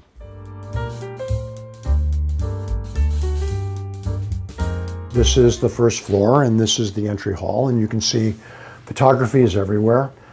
This is a Horst photograph, Dufy, Guy Bourdon, and here's Giselle Bundchen, Marilyn Minter, and Dua Lipa entering us into the house on a leopard carpet ride with a photograph of me, vintage 1998. And we come into this room, which is my dining room. No, these things are not on the table when we're eating here. But this is sort of a an animal menagerie of just great collectible things, all with sort of some provenance or interesting backstory in terms of the artists or who did them. I'm attracted to animals and life. This is a rhinoceros that was done by Willie Rizzo in Paris, which I'm particularly fond of. This Hervé van der Straten lighting fixture, and on this credenza that was done by Patrick Nagar, you have this graphic Rankin eye, a Roe Etheridge photograph here, Guy Bourdon, and this cat is from Studio Jobs. More gorillas, lots of gorillas. This is a photograph that was done by my good friends Inez and Vanud. Cabinets filled with family memories and objects and ceramics and plates that go back a long time. And here, the main floor, dining room fireplace, this pop sort of blue electric Hervé van der Straten mirror, surrounded by whimsical Ruben Hoffman plates, like Shit Getting Out of Hand and Bad Idea and Bye. And so with a pug and a monkey and an owl and a tiger and a mythical beast. So it's eclectic. This is a Vincent Daré chair in blue, of course. Fornasetti pillows. My original interior designer, B.B. Monahan, helped me put all this together, and I invite into the house about 2 times a year this amazing stylist who styled my book named Mieke ten Have. And what we do is we move everything around. So we move objects, we reorient things. Sometimes I got too much stuff since she was last here, so we need to simplify it down. And then I also bring my art curator, Heather McKenna Pardo, in, and we rehang a lot of the art. So, because you see it differently when it's in a different context. And then this room here, which you can see the backyard actually out here. And there's a lion, of course, outside, but normally in season, this is a beautiful sort of garden setup. But once again, mythical beasts, whether it's a bull. This is a Fornasetti table. This is an artist that we found in South Africa during the pandemic that I bought the work sight unseen. And it arrived and it's way bigger than I thought it was. These 2 chairs here were the Eames chairs that sat in my father's mid-century office in Cleveland, and I made them yellow. This one thing, which I didn't realize, when you look at the front door, you see that door knocker? That was the door knocker on the house that I lived in since I was 2 years old. So I took that when my father passed away almost 3 years ago. When we sold the house, I took the door knocker and realized that somehow that door knocker had a pug. And I never had a pug or thought of a pug, yet it was there. So things seemed like they were haphazard, but everything actually arrived with some rhyme or reason. So that's interesting. The 4th floor, which is the floor for the ladies in my life, my daughter, MH, who is 16 years old, has her bedroom, and you have also 2 guest suites where you discover the colors of pink, green, and yellow, and you're exposed to the paintings of my mother, Renee Demsey, who is a painter who has been doing decorative arts for over 60 years and shows her work at Bergdorf Goodman. So it is a very personal floor. It's a more feminine floor. It's a floor that's created for the ladies and all those who come to visit, because I have a lot of family members who come to visit.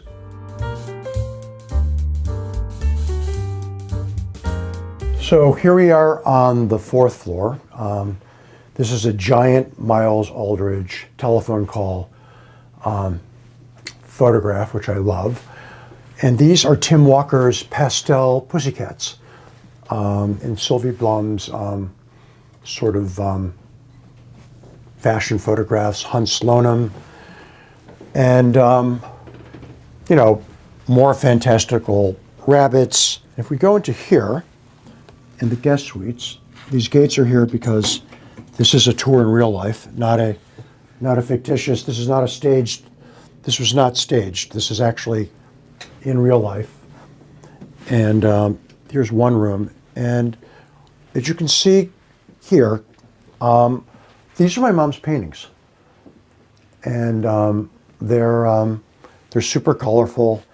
She had a huge influence on my life, still does. And you'll see this lighting fixture that comes from Paris is the smaller version of the one that's actually in the Red Library. The wedding photograph of my mom when she got married many, many, many years ago. But once again, a family-inspired room. For me, home is my center. It's my place where I can be myself, have my own space, express myself however I feel like expressing it, relax, be inspired, be stimulated, and at the same time create an environment that allows me to think and envision of the future and things that I can push the boundaries on in my personal life. It's my project that never ends, because it never ends. Things are coming in and out of here all the time. I rehang the walls 2 to 3 times a year. I reorient and restyle a lot of the objects and things in the house to shake it up and to give other things an opportunity to come forward and be seen. One of the things is when you come here, I think you get the big idea, but the details matter a lot. And sometimes the tension is the big idea and actually paying homage to the individual pieces.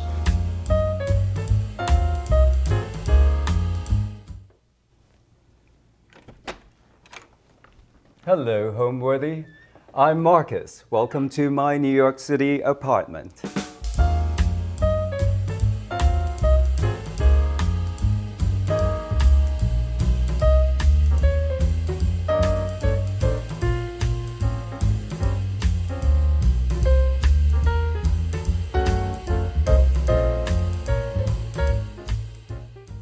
You're watching Homeworthy, where we believe every home has a story. Like and subscribe for more. Hello, I'm Marcus Teo. Welcome to my home. We're here in the Gramercy area in New York City. I was born in Malaysia, and I went to English boarding school first in Singapore, and I also had spent my formative years growing up between Singapore and London, where I had family. And London was a fantastic space for a child to kind of hone my design eye, because I lived with my family who actually had an amazing townhouse up in northern London, and they had a fantastic collection of Bauhaus furniture, temperature controlled, and I've basically kind of been surrounded by a cross between Bauhaus as well as tropical modernism in Kuala Lumpur. So growing up in all that before deciding to come to New York, to NYU, to study film and journalism. I was looking around. I was moving from a sort of cookie cutter 1960s building, and it's always been my dream to live in a floor through of a townhouse. And it was a long search before I found this particular building, and I found this incredible townhouse that was built somewhere at the turn of the century. And it's been renovated a few times, but there's still amazing touches of the past. To be honest, the one thing that sold the place to me are the high ceilings. I've always wanted a high ceiling apartment, and that's a one apartment requirement that I've not been able to have, that actually has eluded me until finding this place about 8 years ago. The space of it is fantastic because it does feel like a modern loft, even though it's in a traditional townhouse. The spaciousness of it also gave me enough room to kind of create these vignettes that's in my mind, and the collection I've done and collected through the years of photography, of painting, of design objects, and of furniture. I don't think I'm an accidental tourist in the publishing field, but in some ways, I hadn't really completely wanted to delve into publishing, but somewhat or other, I do feel like publishing has adopted me, and starting from W Magazine, I've worked as a contributing editor through the Condé Nast and the Hearst magazine families. I've managed to work after leaving W full-time, stayed on as a contributing editor there. I also worked with Vogue magazine as a contributing sittings editor, working on their portraits. I've worked with GQ, I've worked with Esquire, I've worked with Arena, and focused on telling fashion stories. Welcome to my living room. As you can see, it's one large space, but it kind of contains all these little worlds that I've accumulated throughout the years. The first stop is naturally the entryway. This is what I kind of call my mid-century entry area.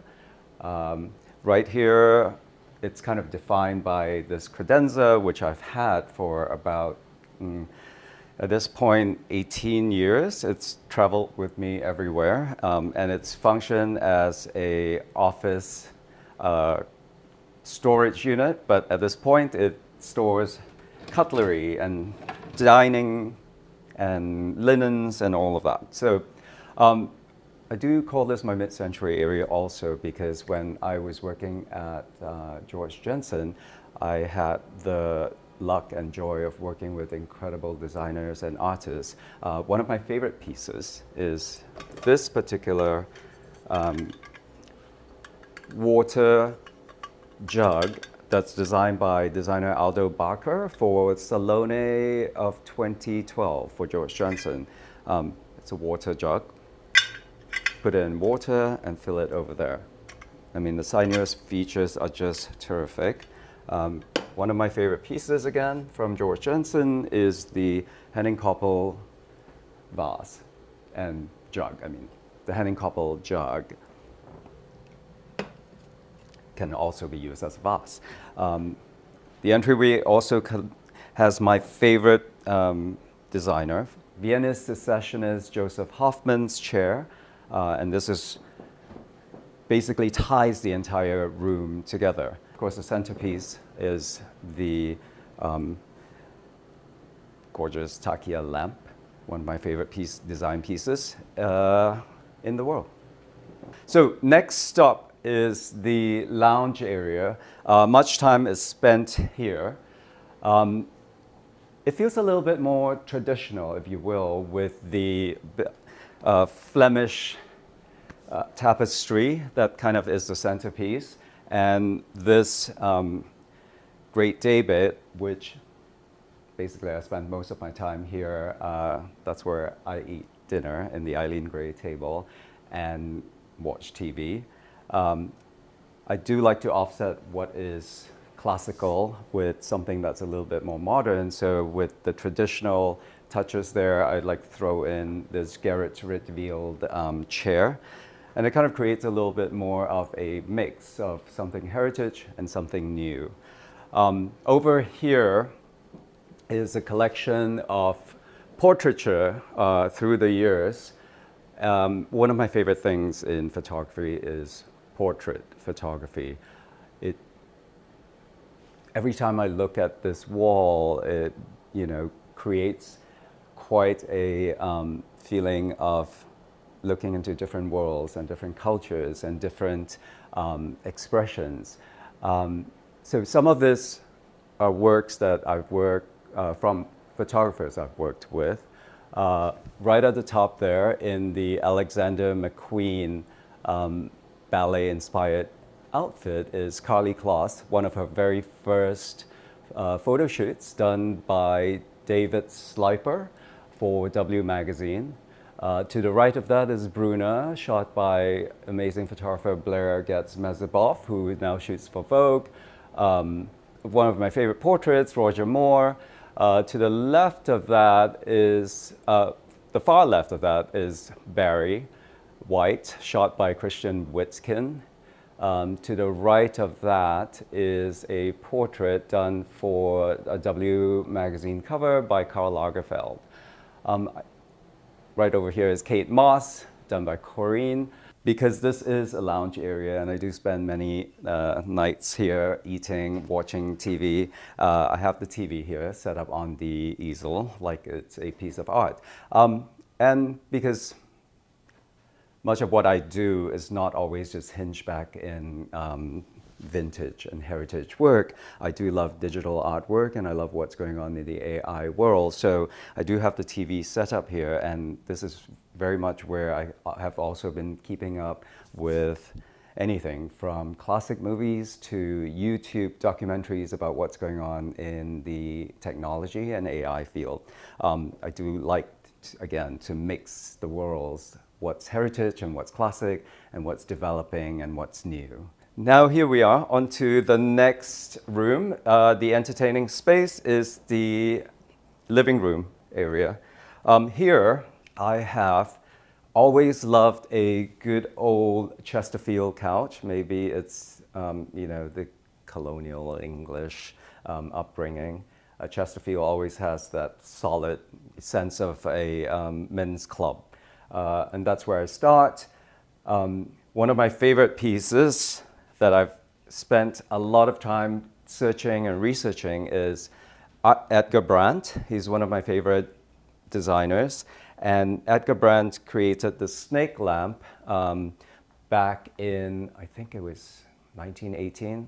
Don't quote me, I might be wrong about that, but it was an early Art Nouveau masterpiece. It took quite a while to find the snake lamp. And it's funny, a lot of people who come here notice, they're like, are you into snakes? Because they have these sculpture. This is an African sculpture that I picked up in Austin. It does remind me of a snake. And then in this Ilse Crawford bowl for George Jensen, which I love, is, again, a classic snake toy. Yeah, I haven't really thought about why that, but here we go. It was a bit of an odyssey in terms of figuring out what I wanted to do professionally. I came to New York with the pursuit of being a film director, a writer, and an actor. Of course, first I had picked journalism as a major because having Asian parents telling them that I was going to study film was a catastrophe that doesn't go very well. So I told them I was going to NYU to study journalism. This after actually they had expected me to follow the much more professional path of becoming a lawyer, going to England and study law like most good Asian boys do. I decided to change that path, coming to New York. To appease them, I picked journalism as a major, and they were fine with that. And once I got here, I picked up film as another major. I found my groove in publishing. So based on my journalism education, I started writing stories just to pay the bills for magazines in Singapore, magazines in Italy. Through friends, I've gotten connections, and I was able to write fun stories about what happens in New York City. And basically, I went out every night, covered the nightlife in New York City, and wrote about it the next day, and sent it off to magazines all around the world. And that kind of gave me an in into more of a journalistic streak rather than film.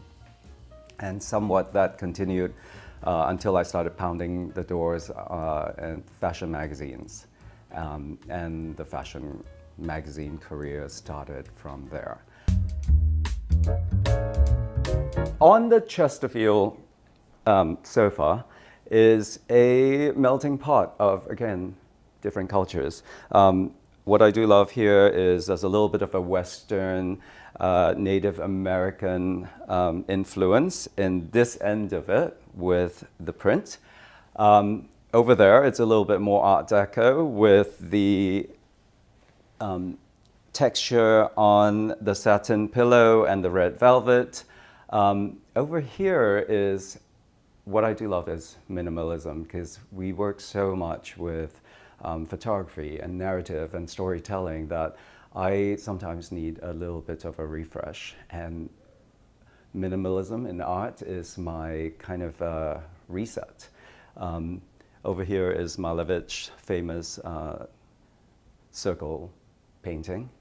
This brings us to one of my favorite and most prized items. It's something I've saved up for many years and looked high and low for it. Obviously, I had mentioned Bauhaus is a big influence, and when I was working in London for an amazing, I guess, fashion entrepreneur, Joseph Etegui, I had learned quite a lot about fashion and design from him. He also has an amazing eye.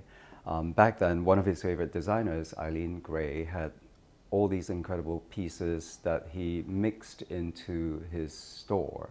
And the Eileen Gray lacquer framed screen is a design icon from the Bauhaus days. And I don't know the exact year where it was designed, but it's something I've been looking for a while. So when I managed to find the one that was available for auction, I jumped on it and am now a proud owner of it. So it's one of my favorite pieces of all time, because it's ultimately modern and vintage, and also has a bit of the Japanese, Asian lacquer influence to it. So it really is a combination of what I love in design. These Le Corbusier chairs were chairs that I grew up with at my cousin's house in London. And then I have been surfing since 1990, way back in the day. I used to go to Hawaii about 4 or 5 times to surf, and also ditch planes in Montauk. When I first saw that Hayden Shapes, which is an amazing surfboard company, created these marble surfboards, I was like, this is incredible. Again, it's a mix of my favorite things, marble and a surfboard. And it's also so sculptural. And over here is a Chinese teak table, which holds one of my morning rituals. What I love to do here is to light incense every morning. My favorite scent is the Astier de Valette Ulaanbaatar, which has, I think, notes of Indonesia to it. And what I do here every morning is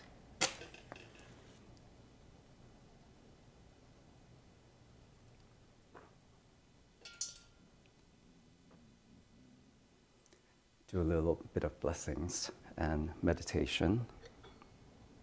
I love this incense holder that was created by Cinnamon Projects and Apparatus, and that's my morning ritual. Over here, you'll see quite an extensive collection of books that cover photography, gardening, house, homes, kitchen, food, practically everything that I'm into that I've collected through the years. It basically was in a much larger library, and when I brought it over here, I just realized like I wanted all the books to really fill up the space, and that's where it sits. But this also contains quite a lot of reference material that I use for my work when I do creative direction, when I create mood boards. It's kind of better than Google, right? And to get to a book, I do love a traditional old book ladder that I can climb up to get to the top of it. Let's see.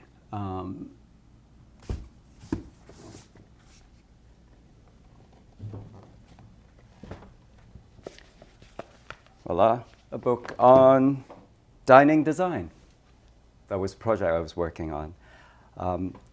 And the idea of just living and dining with books, something I do love. So this is a Prouvé dining table, and the Prouvé dining table where we have lots of great company come by and share stories. Home is sharing. My favorite dining chairs are the Joseph Hoffman chairs, which I, again, have waited long and hard and finally found them, and I'm super, super excited that they are part of the dining area. So my favorite thing to serve, and actually I'm going to serve that tonight to friends who are coming, so I'm actually in the process of preparing it. My favorite dish at my dinner party is the Peking duck, because Peking duck is also an activity because you have to roll the pancake and put in the sauce and then roll it up. So I do love serving a Peking duck.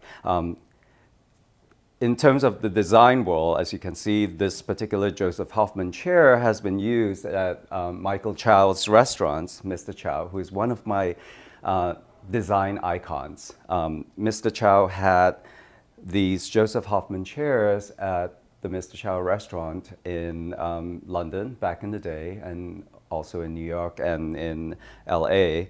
And it's just incredible how he had been able to pull in all the best design elements, including that and the Christoffel silver, and serve like really hearty Chinese food in these design icons. And to me, that really is a combination of living well with design. And I think this reminds me of eating at Mr. Chow when I have my Peking duck parties. One of my, I guess, requirements when I was looking for the next apartment was a classic fireplace. Unfortunately, this one doesn't work, but it does have the marble fireplace that I had coveted for a very, very long time. Of course, with the fireplace as a mantle, you get a chance of displaying. Some of my favorite pieces are up here.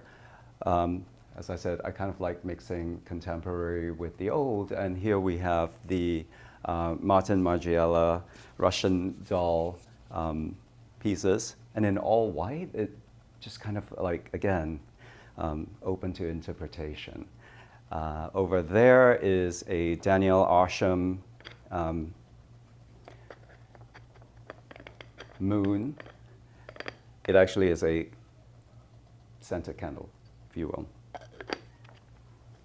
Over here is, I'm a big fan of brutalist sculpture, and this is David Umemoto, who is an incredible sculpture artist who does, who's taken brutalist influence and created these incredible little pieces. This, one thing I like about sculpture is making it functional. This actually can work as a cookie jar or a vase.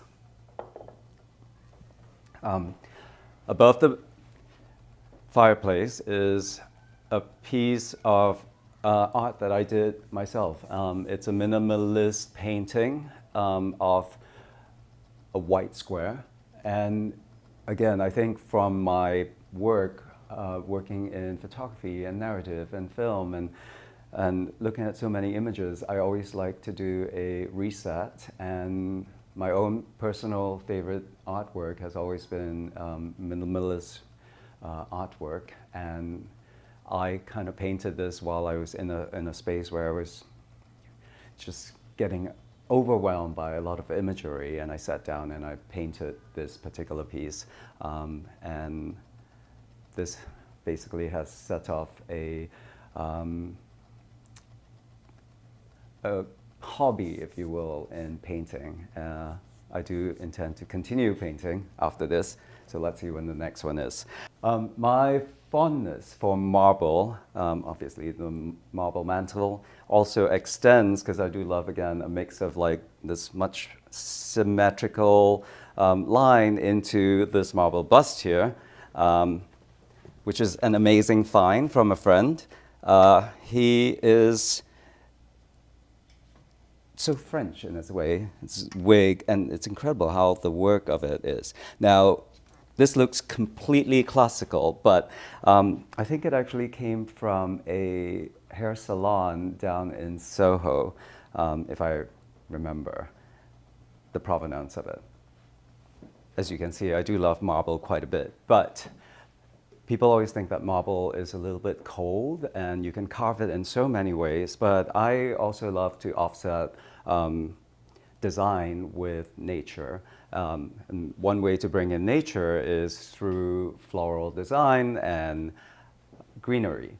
I am very classical in terms of what I love about flowers, but I'm always much more drawn to bushes and branches and just a big arrangement of greenery. Here we have, actually it's floral design done by a good friend of mine, Seth Johnson, and he basically has taken olive branches and created a bouquet. It's always good to have floral designers as friends because they always come in with like the really good arrangements. We are going to go through my corridor of selected artworks to get to the next rooms with a little pit stop along the way. Welcome to the well-stocked, tiny little Manhattan kitchen galley, because the most important thing here would be menus. So I do order quite a lot of food. I am actually quite a good chef, if I can boast, but because it's Manhattan, we have access to so many great restaurants, so I end up not cooking much. So the galley kitchen works quite well for me. What I do quite a lot of it is make coffee and make tea, and also sparkling water. But I do love a good collection of teapots, and again, with design, something very traditional in terms of a Chinese blue and white print, or this incredible Scandinavian design teapot from a much more 60s aesthetic. So yeah, tea is one of my favorite things to make. But food, order, dial it in. The conjoining corridor has actually a gallery of some of my favorite collection. So this here is my first piece of important photography that I bought when I finally had a paycheck that can do it. Favorite photographer, Martin Parr, and this is an image from his series on British beach towns. These two kids with melting ice cream is completely evocative of the time and the period, and also a certain joy about summer. This is a Werner Pantone, it's called the Crash, and it's a fruit bowl that he had created for George Jensen back, I think, in the 70s or the early 80s.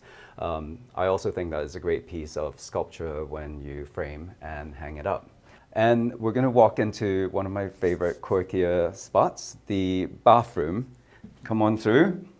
Quite classic, black and white, and I do love this floor of circular tiles because it breaks it up graphically. But my favorite thing, which actually has followed me through 5 apartments now, and I kind of bring them to every apartment I am, is the wall of British royalty. Princess Margaret in a bathtub in the bathroom. I mean, literal, right? This I actually got from the Browns Hotel, Churchill and the Queen. I think that is either at Wimbledon, where Charles, Diana, and behind Diana is David Bowie. It's quite a fun shot. Sisters, Margaret and Elizabeth, Prince Edward, Edward and Wallace for Philip Halsman from the Jump series. And right on top of that is the Banksy series of 10-pound bills with Princess Diana.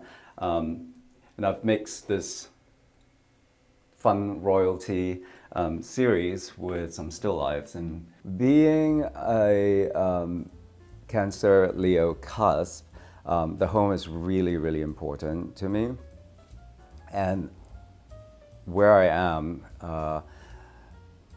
and in my space, it seems to transport me every time I look into a corner, look into a photograph, into the incredible experiences I've had, the people I've met.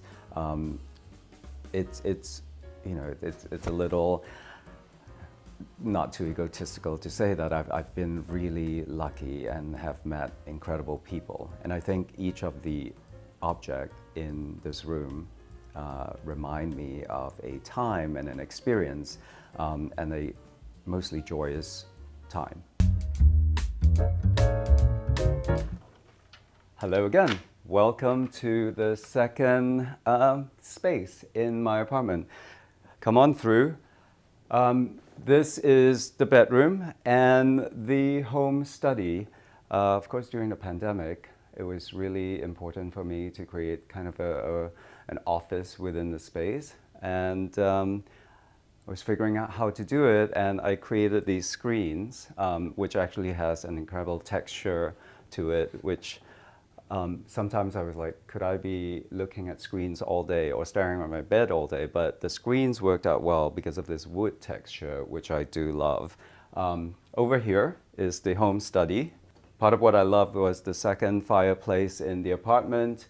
And again, an assembly of little objects on the mantle. One thing I do love, which started a collection, is these thorny objects. Obviously, the the sawtooth whale. And this is where all the work and creative direction and bill paying happens in my office. On this side is where I do quite a bit of reading. Another piece of Bauhaus furniture, and this armchair has followed me for, I think, the last 25 years.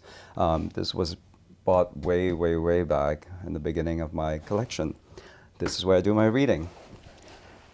Next stop is the bedroom. One of my favorite pieces that I've been coveting for a very, very long time, and it was incredible to find a Hans Wegner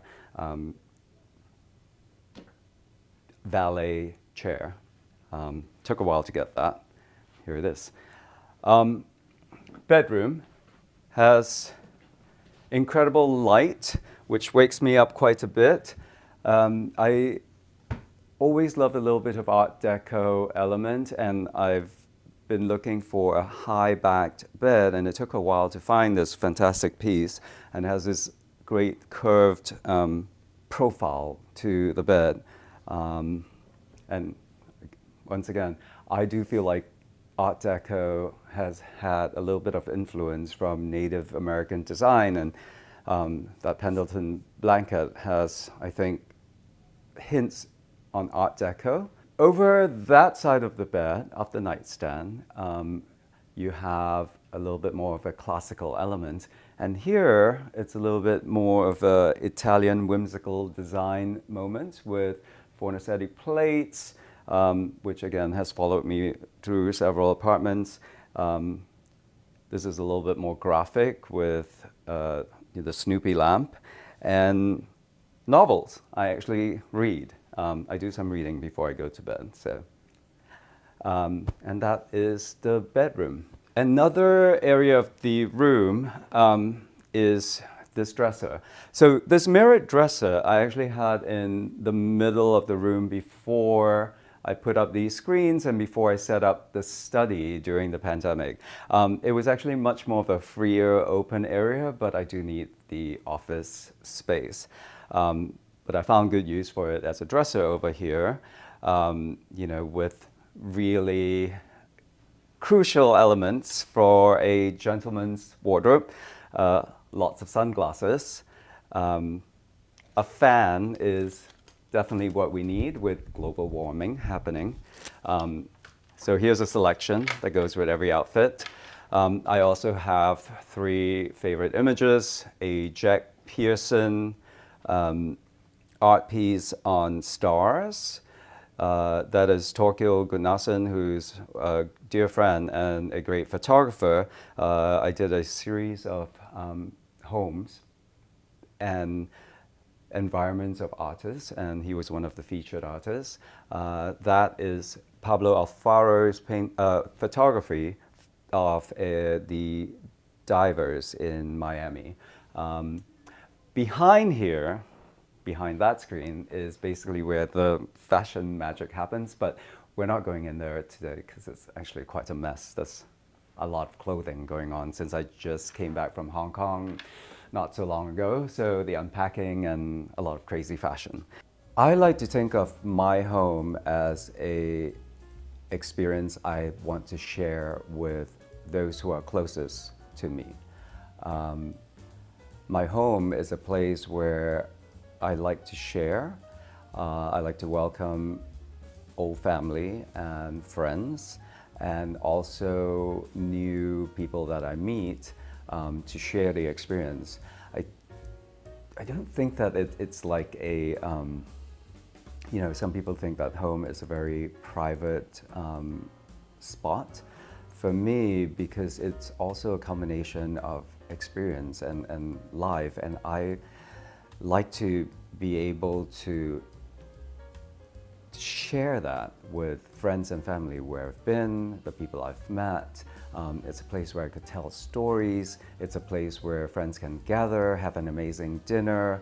And I know everyone has a great dinner party, but I love a dinner party because it's a place and time where you can share stories and meet people.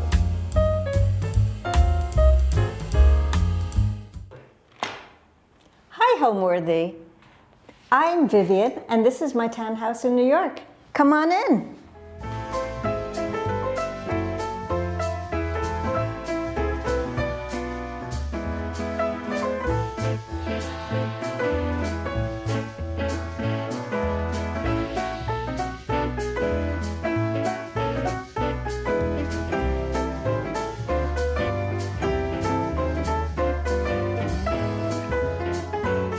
You're watching Homeworthy, where we believe every home has a story. Hi, my name is Vivian Reiss, and I'm an artist. And here we are in my townhome in New York City. I grew up in New York on the Upper West Side, and I went to school, elementary school, between Amsterdam and Columbus on 89th Street. And I'd look across the street and see these old rundown houses and would dream, I wish I could buy one. I wish I could have bought one then, because it would have been a lot less expensive than what one paid in the 2000s. But so it's been my lifelong dream to own a townhouse in New York. I lived in Toronto for many years. I've renovated over 40 houses. And when I decided to come back to New York, my place of my heart, I really wanted a townhouse. So I started to look. There was a carriage house that I loved that was in this neighborhood. And every night I would dream of it, and it kept me going. But as soon as I had the money to do it, it had been sold. So I said, okay, let's get back up on the horse and let's look at houses. And I had walked by this house like the day before I saw it, and I'm like, that's kind of interesting. My son had also looked at listings and said, you should look at this house. And then my agent said, well, we are looking at this house. So when I walked in, it was nothing like it is today. It was a very bizarre house. But it's kind of a philosophy, the worse it is, the better I can make it. And so voila, you're in my home of today.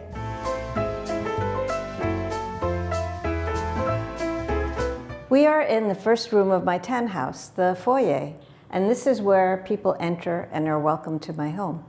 So I hope that this is a very welcoming space. Right here is a chandelier from Murano. It's from about 1840. And before I was born, they made colors like this, and now I fill the whole world with colors like this. So as we walk around the room, I'll introduce you to some of my art. This is a self-portrait I did. I think it was the last portrait I did in my old house of my garden.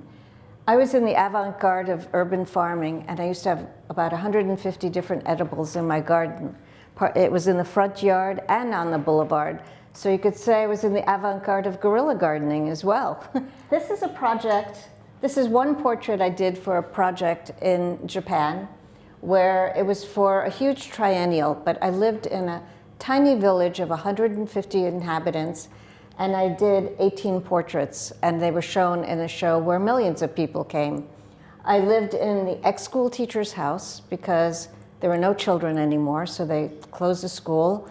My studio was in the schoolroom, in the music room, and slowly but surely I got the village to open up and pose for me for these beautiful portraits.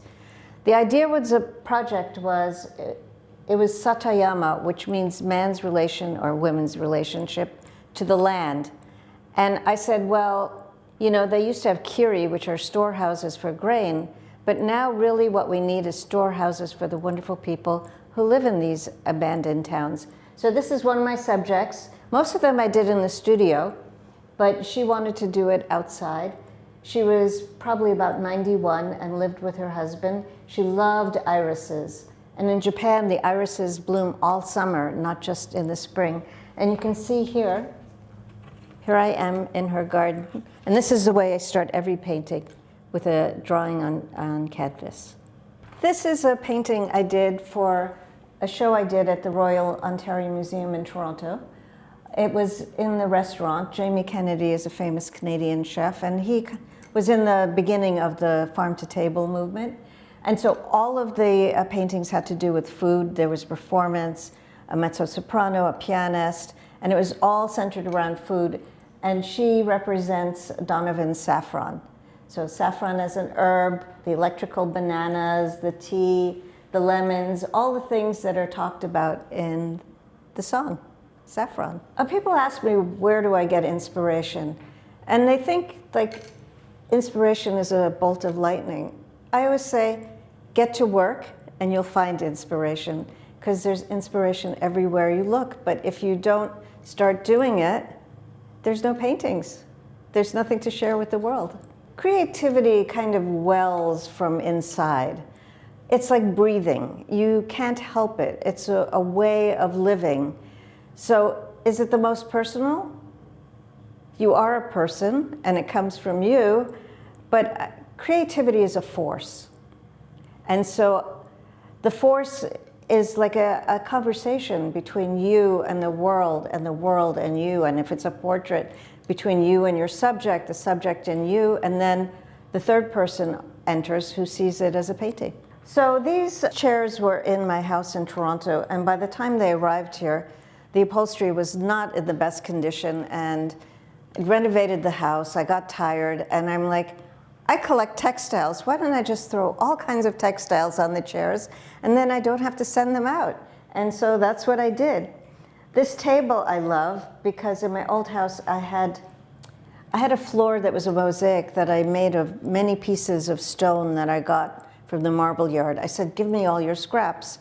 And I made this beautiful patchwork. I had one piece left, this piece of onyx, and it broke in transit.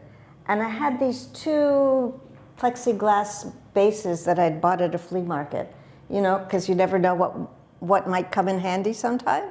And so I just took the broken pieces and put it on it, and I love it. It's just such an unusual coffee table. The porcelain that you see up there and the glass came from my great-grandfather's store. He had a glass and porcelain store in Budapest. On the side, those palettes, I never throw away my palettes. I never wash the paint off. They just pile up, and then eventually it gets too heavy, and I get a new palette. So these are 2 old ones. These lamps I love. They're 70s lamps. You'll see as you go through the house, I must have a thing for pink lights. So these are 2 pink lights, and I bought them at a flea market, and I had gotten there by 10 o'clock, and I couldn't believe that nobody had bought them. Even I thought, like at 6 o'clock, somebody would wake up and buy these 2 marvelous 70s plastic, actually, lights. The painting I did is of a farm that raises sheep. They're vegetarians, so they don't eat them. They're just pet sheep. And I went there many times, and the sheep never pose, but they have a curiosity, and they would come up and they'd start licking my canvas and wanted to be petted. So I love doing these animal scenes. So these mirrored cabinets, I bought them from a house where people had collected so much stuff. They love porcelain, and they're actually French from the 1700s.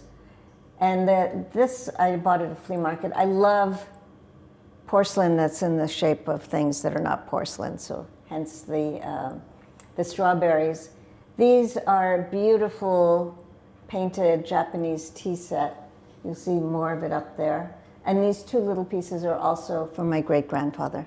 So when I bought this house, this room was all paneled wood, not beautiful paneling, like sauna paneling, and it was on a diagonal. When I pulled it off the wall, they'd put it on with a lot of glue, and so I had like these amazing gluey strips, which did not look good. The ceiling was a popcorn ceiling, so I had to put a new ceiling on it. But wherever there was plaster, I preserved the plaster. I used like a plaster mesh that you put on, and then you apply plaster just like in the old days. The crown molding, that's the original molding that was here, and I painted it in all these beautiful colors. I think that really gives the room the excitement, the warmth. It's like entering into the palace of candy. So now we're leaving the foyer and coming into the main space of the house.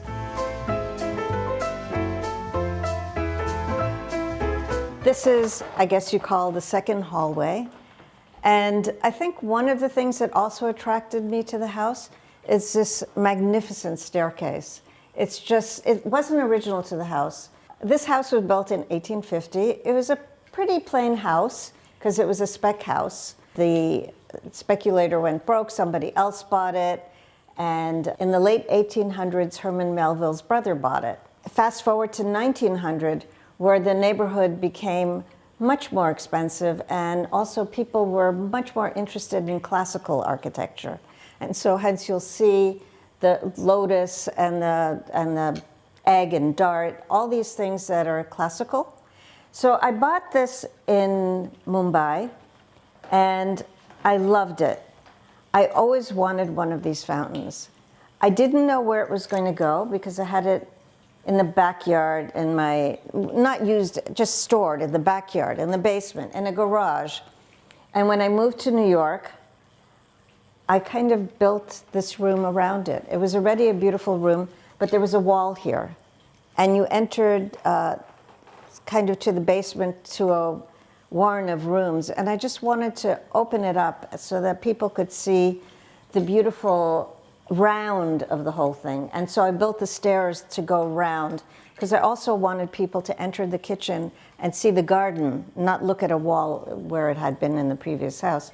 But of course, you know, there was a butler's pantry, and it was a whole different layout of a house where you lived with a lot of help.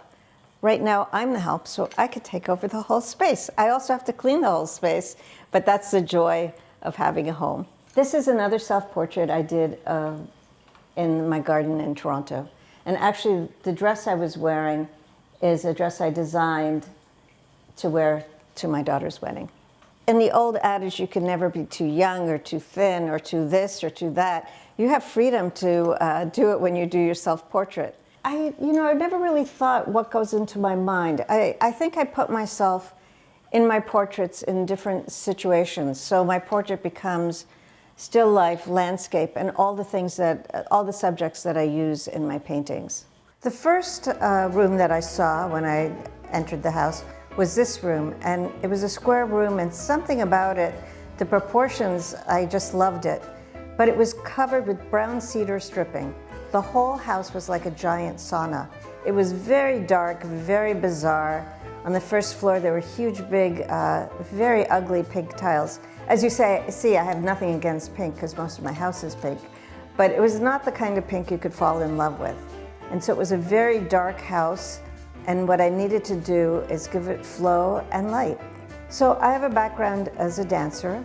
My second love after painting is dancing, and you'll see all my paintings are infused with movement and joy and everything that comes from dancing. So when I approach an architectural project, I see what it feels like in my body. I want people to feel comfortable as they walk room to room. And so that's how I create a flow. It's not by doing one color, because you'll see every room in the house is a different color. It's the way the space feels to you, and I had to make the space feel in a way that you could just flow through and feel great. No matter how elegant and fancy the house is, everybody just feels welcome and happy the minute they walk in the door. If I was a wonderful mezzo-soprano, which I'm not, I would stand here and sing my heart out. But in the meantime, come on into my dining room.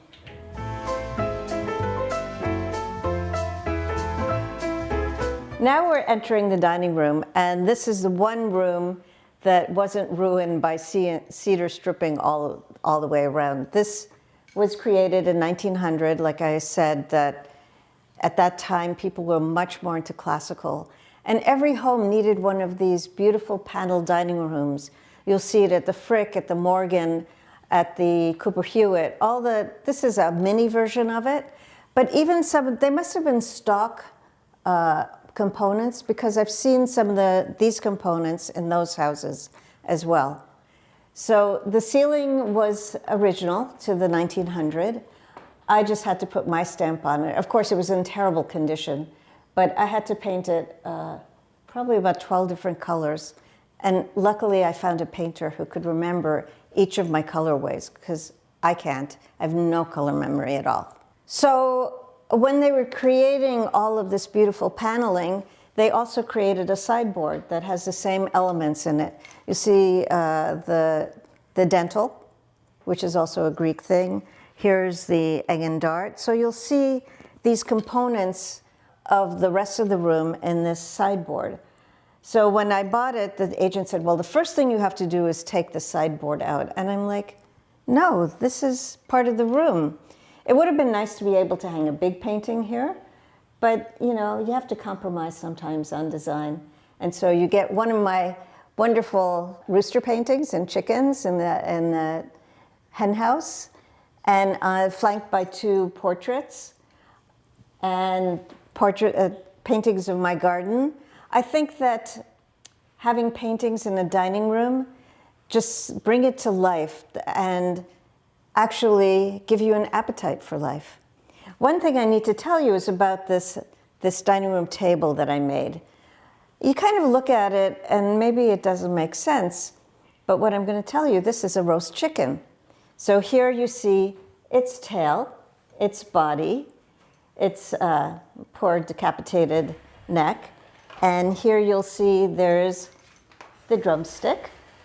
And if you move over just here, you get to see the wing. These rolling chairs are kind of chicken themed because I wanted this to be like, this material is like a nest. So it's a little bit ovoid, but not exactly. I just woke up this one morning and had the idea that I'd like a roast chicken shaped table. And so my carpenter and I made it. So this is a series that my son did. It's a beautiful, evocative of flowers on a table and a person coming in the early morning light to look at it.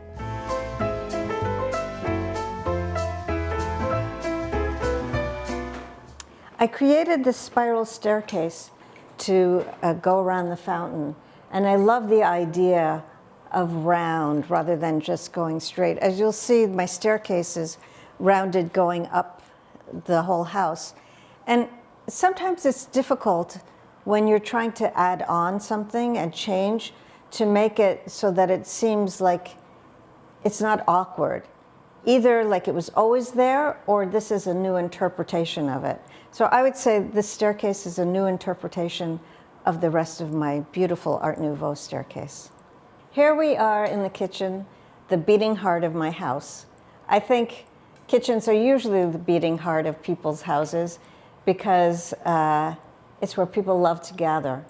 And so I have all kinds of parties in here. I have this huge, big island, so I can put out all kinds of food. I love to cook.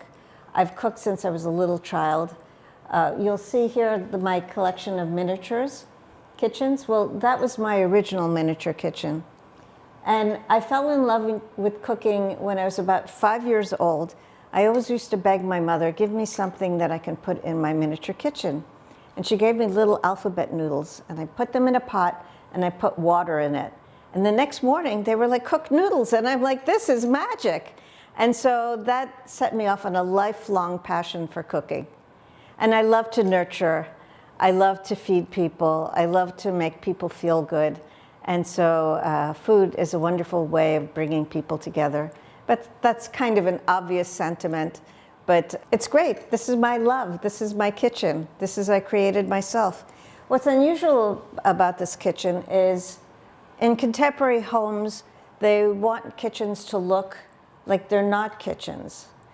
Like in Victorian times, everything was disparate. There was no like fitted cabinets, but I wanted kind of a hybrid between a fitted cabinet and really having appliances. So I really wanted a stove that looks like a stove. I didn't want a stove that disappeared into the woodwork, so to speak. My dishwashers, I covered with some of my food paintings.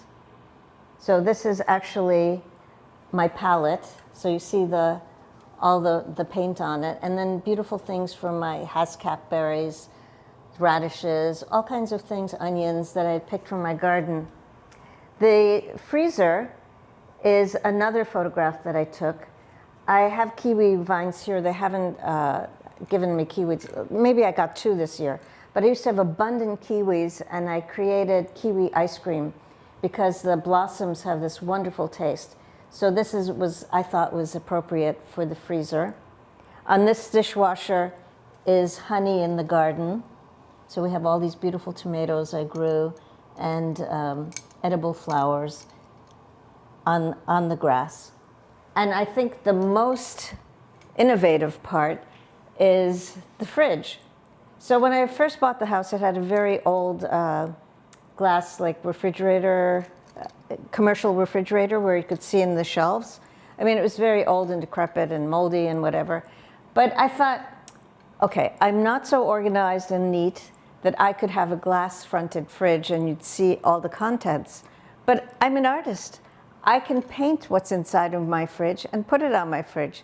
So this is like an enduring view of my fridge with all the kind of great party foods, lobsters, cakes, eggs, chops, cans, maple syrup, fruits, vegetables. Here it is for everyone to admire. So I had a dream for my countertop that I wanted to cover it with my food photographs, because there were about 5 years where in the summer I got up at 5 o'clock every morning, picked something from the garden, thought of a recipe, cooked it, styled it on my multitude of plates, and then photographed it just as the early morning light was coming on. So it was a beautiful, like, animated light. And somehow, through my drive, and I needed to have it done, I figured out how to have this manufactured.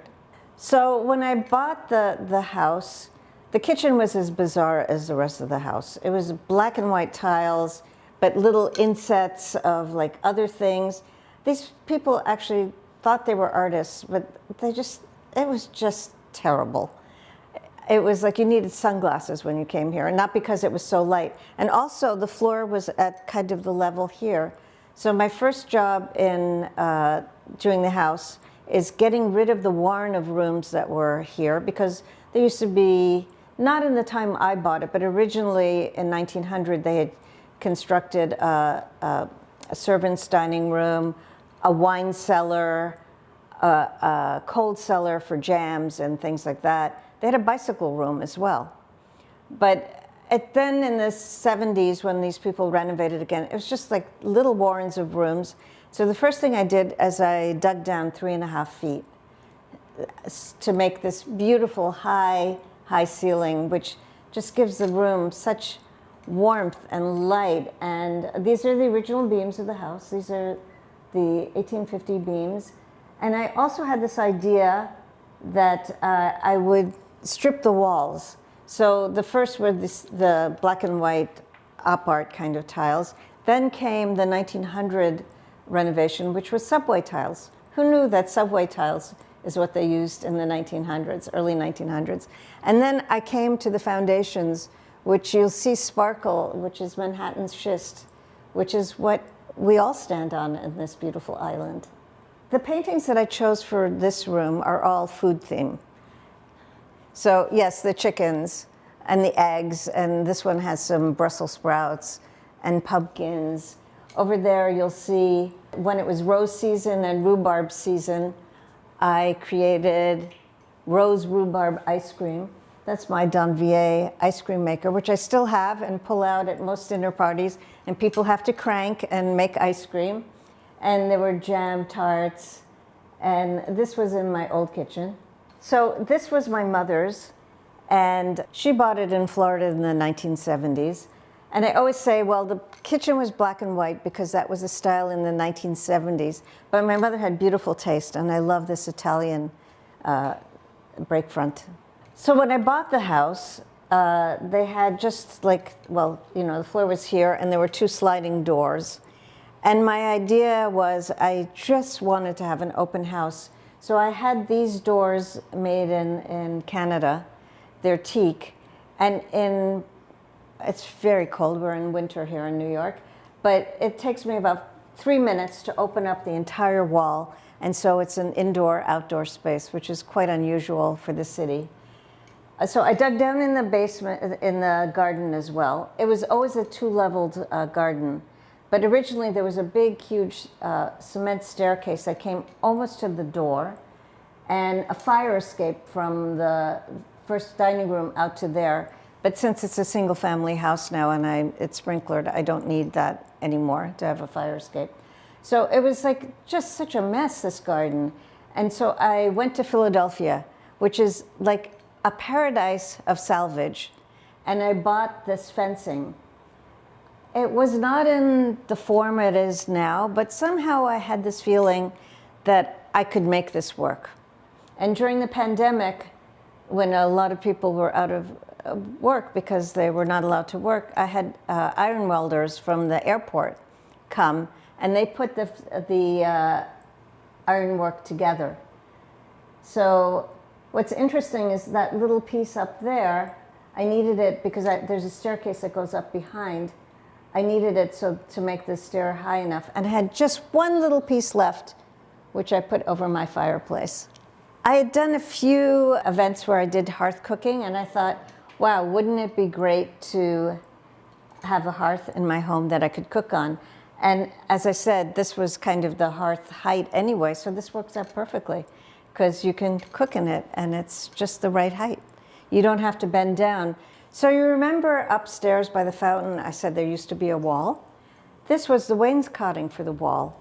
And I just turned it right side up, and I made a door because I wanted something that pulled the house together, and this was just perfect for doing that. So enter into my garden powder room. So as you see, there's like many themes inside my house. So I had created this lamp for my old gallery in Toronto, which I brought here. I had actually bought the lamp at the Bronx Botanical Garden, and I turned it into a light fixture. I mean, lamp, no, that's a watering can. It's not a lamp. The watering can, this beautiful apple picking ladder I actually found on the street. This sink I bought it Brimfield. It's from Hungary, and it's actually for kneading dough. And I came up with this idea that it had to float here. So you'll see little garden implements, and also, you know, it's rustic because of the schist wall.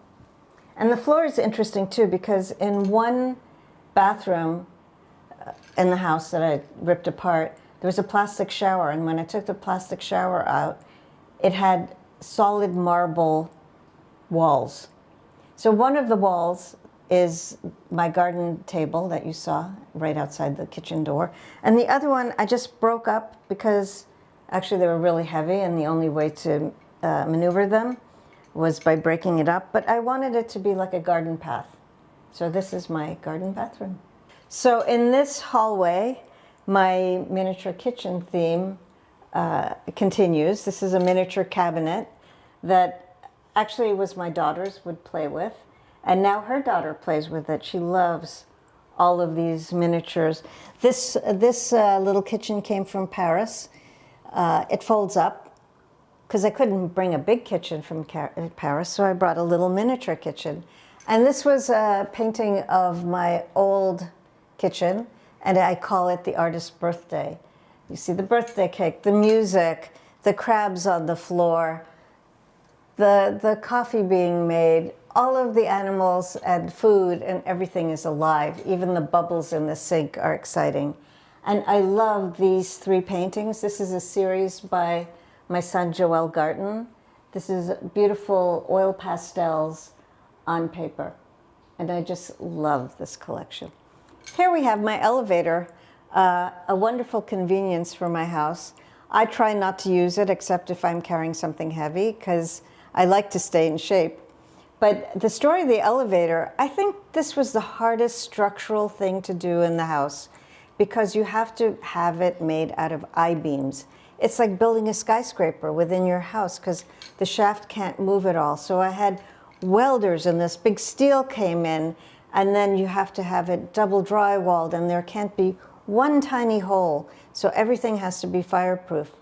So it was really an exciting adventure and something new to learn how to put in a residential elevator. But it'll be here in 1 minute. It's hydraulic, it's not electric, so they have pistons and it runs very smoothly and quietly. It's really a marvel, and I can't believe that I have an elevator, let alone a staircase. Okay, I'm going for a ride. See you later. People often ask me how long I've been an artist, and I say, I think I came out of the womb with a paintbrush in my hand. So I've always been doing creative things. As a child, I danced, I made things, I played musical instruments, I, made dollhouse furniture, clothing for my dolls, like the whole gamut of cooking. I love cooking, the whole gamut of creativity. So every day I wake up and I say, how can I make the world more beautiful today? And that has really been my career path. I've been an artist all my life, and I've created beautiful spaces since my early 20s. Well, we've taken the long ride up to the 4th floor. Welcome to my studio.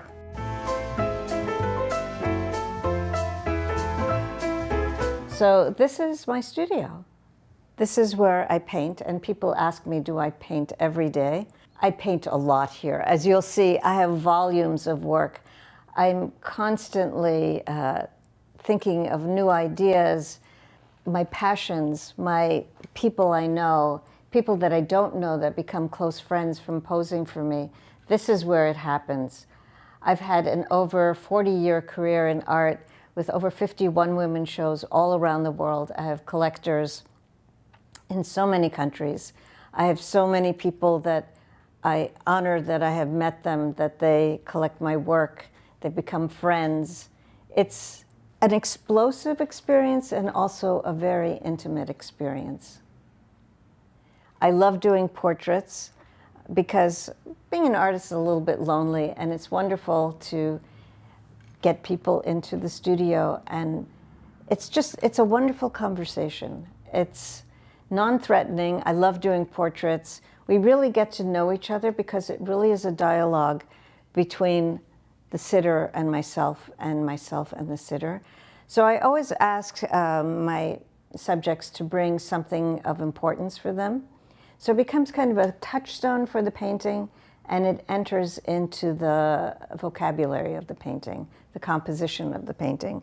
So for example, this is one that I just finished. This is of Omri, who's one of my dance teachers, and he actually brought 3 objects. He brought a spool of red thread. He brought a big stuffed lion, because he's a Leo, and a sculpture that he had made in high school. And he wore a sweater that his mother made.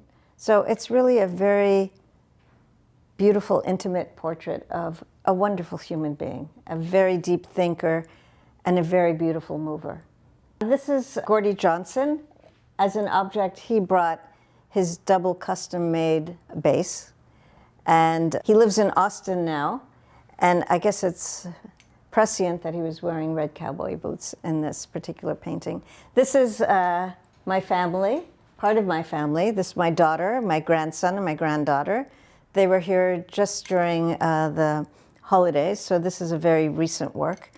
And yeah, the kids don't stay too still, but it's like, you don't need to stay stock still in my paintings. I welcome people to move around, because actually, as you move around, you become more yourself. You become in the position that you usually take. The face is the last thing I paint, because all of you is also in your movement, about how you hold yourself.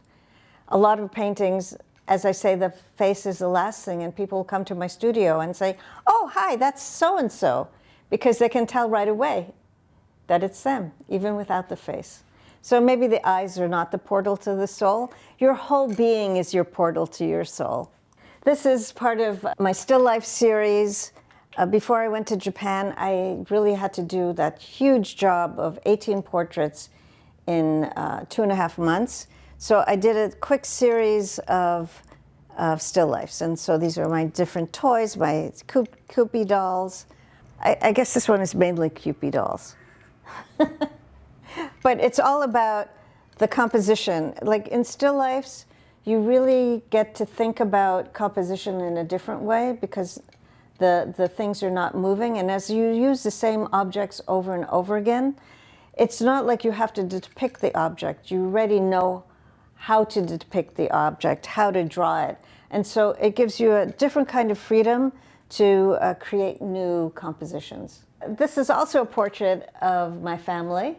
My cousin Valerie von Sobel came to visit, and she didn't give me a lot of time, but she's an amazing dresser, and she was wearing, this is not made up, everything, the butterflies, it was kind of a piece of face jewelry that she was wearing.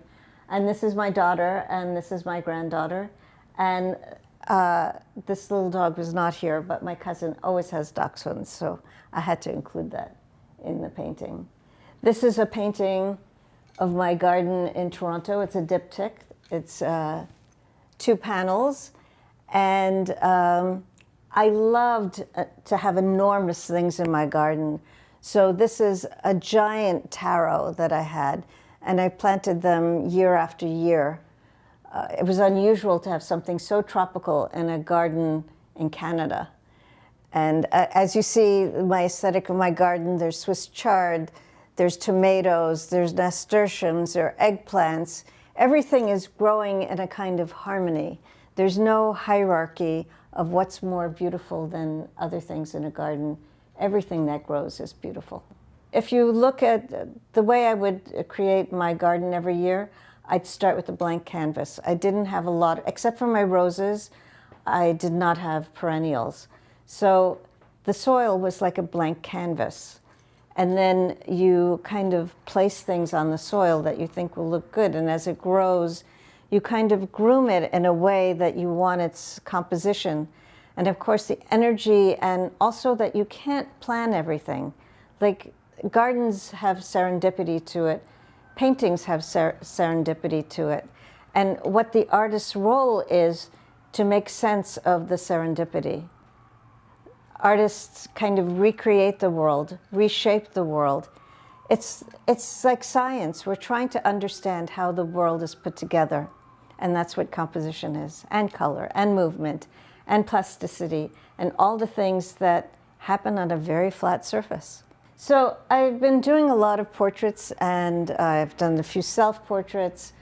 And so I thought, I found a box in the basement with all my old still life objects. And I said, it's time to start doing a still life. And so I've done, kind of moved into a bigger still life format that I used. And I put up my old bears. I bought these all at a flea market in Budapest. I think they're German wind-up toys. Usually I have my subject sitting here, my human subject, but today I have some inanimate subjects here. And I lined up that, and I did it differently than I used to do still lifes. Usually I'd put them on a table. But now I feel like I know the objects well enough that they can go on different planes.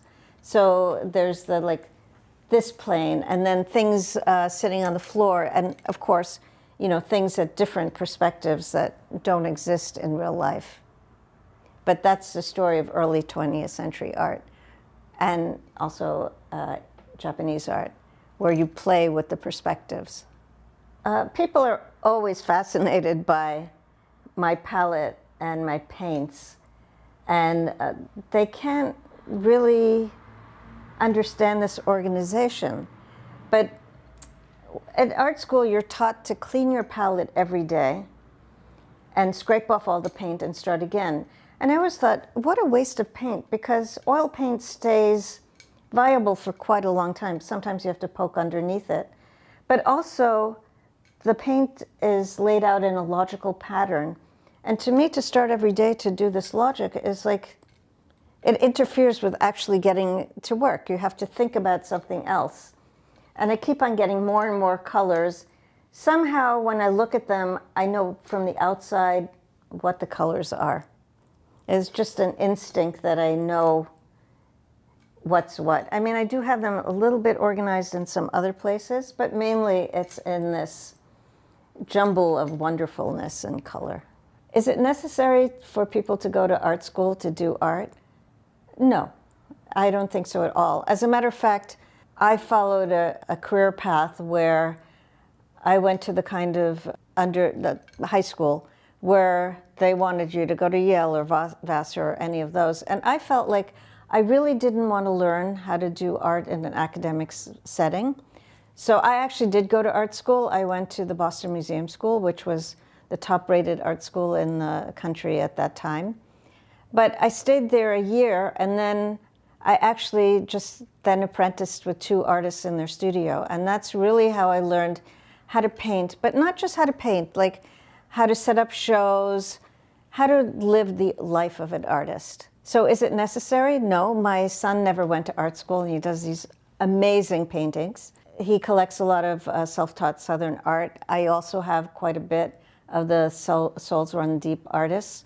So do you need to go to art school? No. I mean, art was created from like cave art. You go into the caves in France, and the art is so beautiful it can make you cry. Maybe, I don't think that they were done by just anybody. I think those were the artists of the time. How did they learn? They apprenticed each other. They knew how to make the pigments, how to apply them. Those kind of technical things are things that you learn in art school, but technique is really not that important. Everybody finds a technique that works for them. What's really, truly important is expression. And no school can teach you how to really express yourself as an artist. When I originally bought this house, this was a really dark space. It was a warren of tiny little rooms with, again, all that cedar stripping. I think the diamond stripping was about here. And I knew I had to do something this was not going to be a studio because I love light. I only paint during the day. I can't paint by artificial light.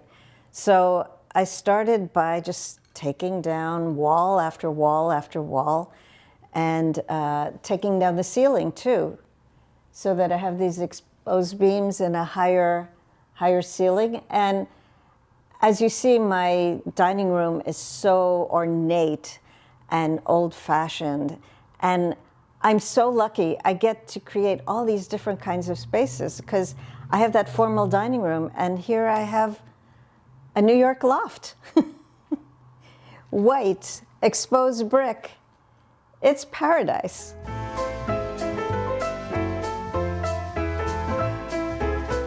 So welcome to the studio bathroom. So I wanted this room to be kind of more fun. My first inspiration for this room is I walked into a bath store and I saw these knobs. And I just love these red knobs. And I thought, wow, okay, I need that for my bathroom. And for that, I had taken down the ceiling. The skylight was original to the house. And so red and white ceiling, bathtub. I need a red bathtub. And I love scallops. So I had these custom made in California, these scallop tiles. And then, wow, I needed a scalloped chandelier, which is mother of pearl. I think they're made in the Philippines. And I love this mirror. It's so different than the rest, but it's also quite the same because like these knobs make flowers and they're the flowers up here. And actually there was a niche here, not as symmetrical because it's part of the fireplace of the house next door. So I made these shelves for my toy boats. As you see, I love toys. This actually was the original ladder to the roof. It was in a different corner. It was at the top of the stairs. It was like you had to squeeze yourself through a hole like this to get to the roof. So I made it my towel bar. This is an antique from Saskatchewan. This is what I keep my toiletries in. Rooster painting, of course. And one of my old palettes. Practically every room needs one of those.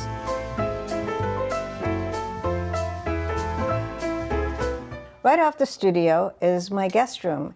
And actually, the room I hid out in when I was renovating the house. So this room had much thinner cedar stripping. It was like a cedar closet in here.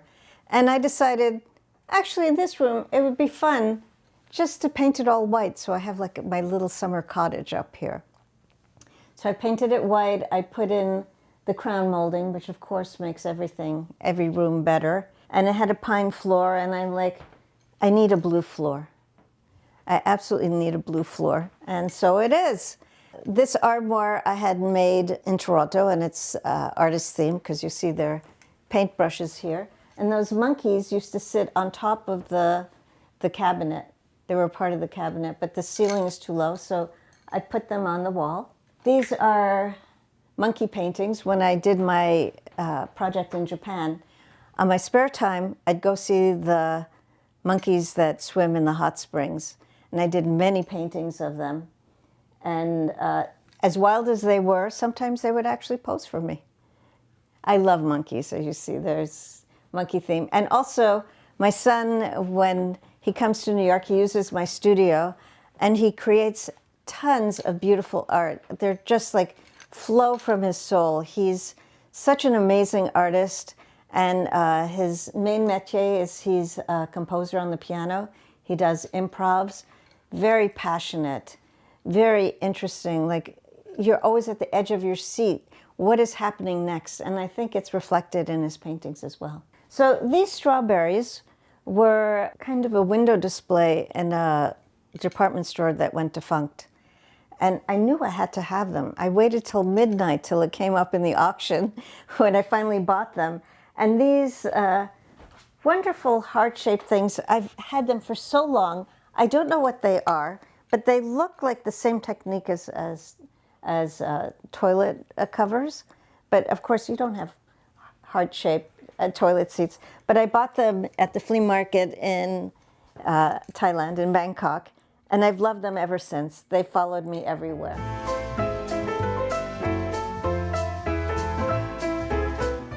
This is where I dream my dreams, and every day I wake up in a garden. So we talked about my garden series in my studio. This was a passion of mine, my garden.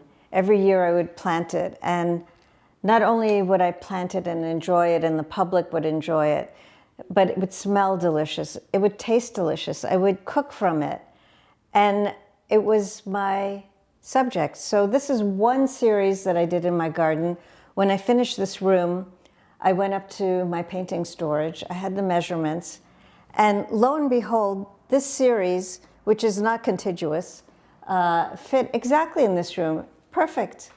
I love waking up in my garden every day.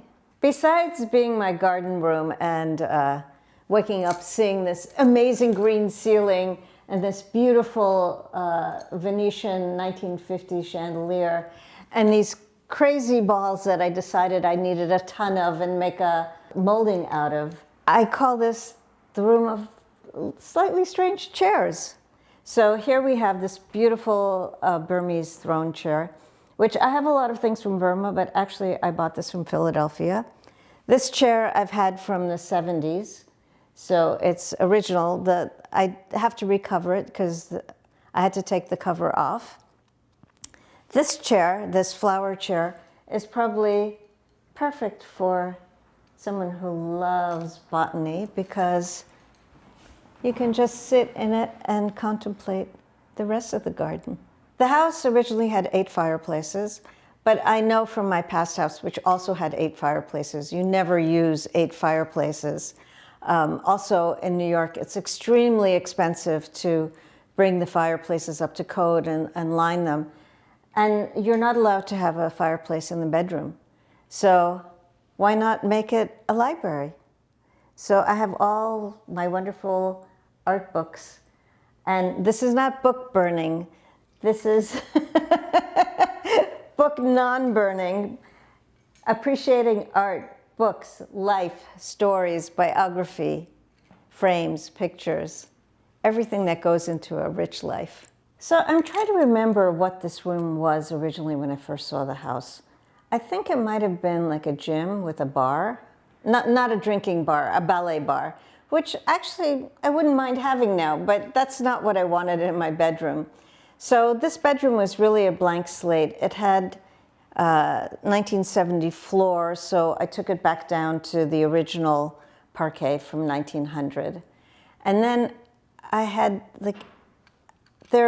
you'll see in one of my rooms I have a mirror, and in colonial times they had a molding that they used in mirrors that had little balls hanging off of it. So I ordered boxes and boxes of balls on Amazon, little wooden balls.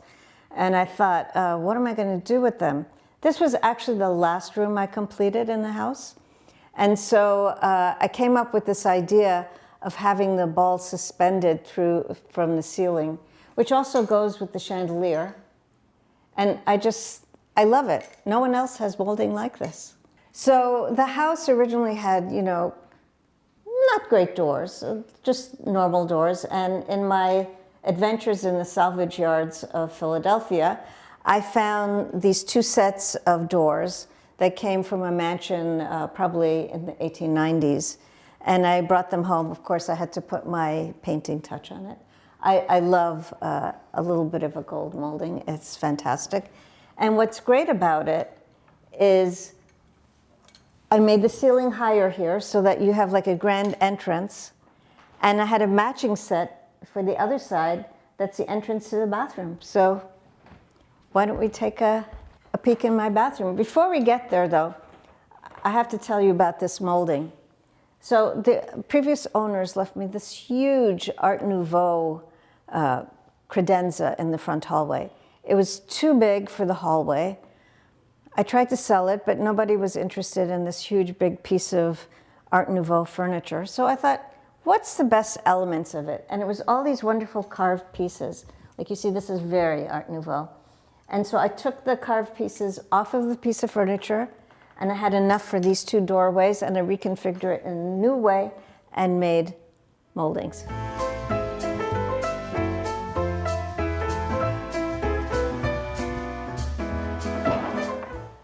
This is my wow bathroom. So I love Islamic art. So the bathroom was inspired by Islamic architecture and objects. So the one thing that I knew I wanted it bright in here, and I had this idea of opalescent tiles. And I looked all over, and finally a friend who lives in Mexico came here and she said, I have the perfect tiles for you. I use them in my house. So these are actually Mexican pool tiles with this beautiful iridescence. But you start one simple thing, and if you're me, it gets more and more complicated. So of course I couldn't just have white plain tiles, I had to have mosaics. So I picked out some gold tiles, and then I kept on ordering little squares of mirror, and then I'm like, oh, but that mother of pearl tile is so pretty, and so I kept on ordering mother of pearl tile, and then I had like these little elements that I could use. So I had these Victorian glass tiebacks, and they came into the picture. Those, you'll see more of them in the shower. The only thing that's original from this house that was from the old renovation were these two mirrors that I kept. And then I'm like, okay, so how can I bring it into the room? And you'll see my shower here. I created this arch for the shower. This room was also not in this shape at all. It was also cedar stripping with a very funny ceiling that went like this. And there was a little staircase somewhere in the corner.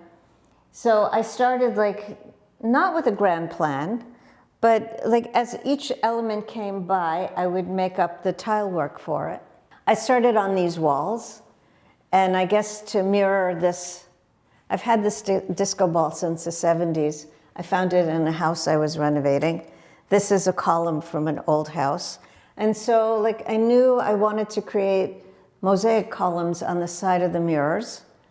On the side of the windows, I just wanted to design. And like one of my favorite things is Paisley.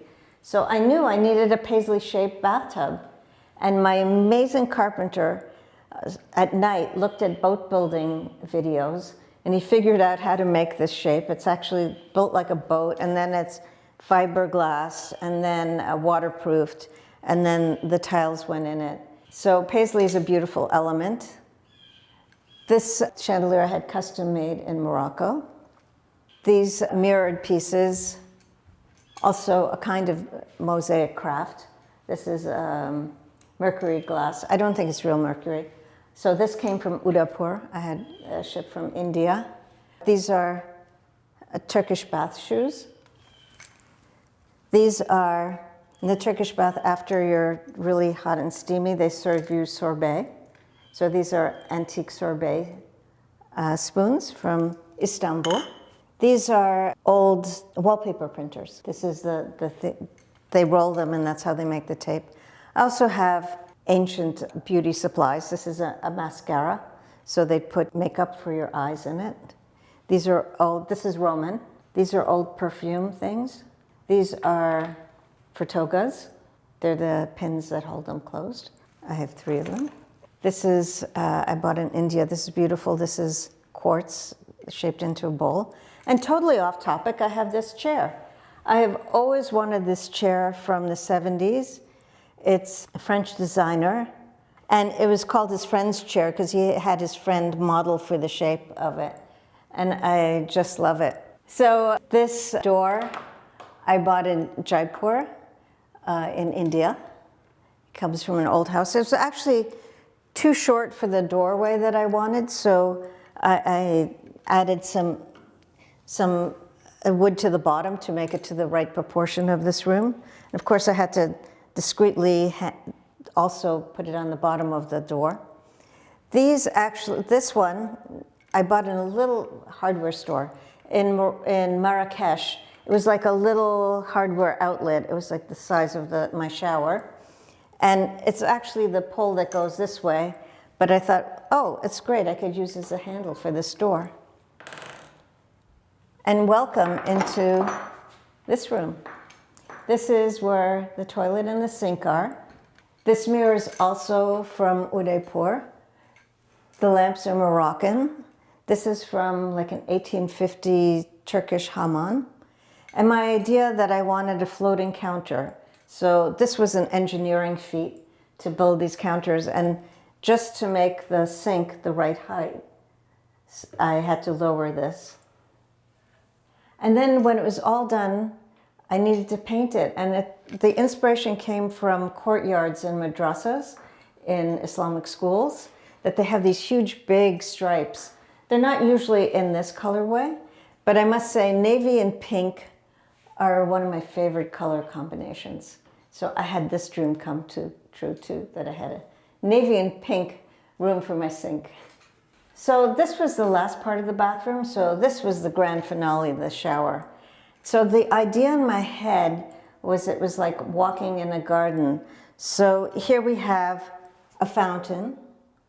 Here, this is a reflecting pool. And you'll see like little jets of water there. Then there's a giant urn. And then you have this explosion of flowers. And what's interesting about this is the material that I use. So these gold tiles, I had done a bathroom around 40 years ago that had little gold fishes. They're actually gold. And I saved about 40 of them. I had them in a little plastic bag all these years. And when I did this house, I have one tile left. This comes from a bathroom on the second floor that doesn't look like this at all because they're all together, but I took the glass apart to make petals. These are various kind of samples I bought, so I just pulled them off the board and made the bugs and the flowers out of them. The tie backs, these glass Victorian tie backs, I bought from the estate of the man who started the American wing at the Metropolitan Museum. And actually they have the other 5 of these in their stack. And I bought some less important ones also. Just these are probably 20s. And also the green circles on the top, in the dining room, there were 2 stained glass windows that were like falling down and made the dining room even darker than it is. So I saved all the little green circles and I used them in my shower. So this is like a shower of memory. I love having space. I came from a very large house. And I grew up in an apartment in New York, and my dream was to have a staircase. And now I have 5 stories of a staircase, so that dream has come true. And I love having people over for dinner, for salons, for concerts. I love sharing my house and meeting new people. There's a myriad of things I love about my home, but not to sound egocentric, but what I love most about my house is it's mine, that I created it. This is my entire vision, my dreams, my passion, and all the work I've put into it.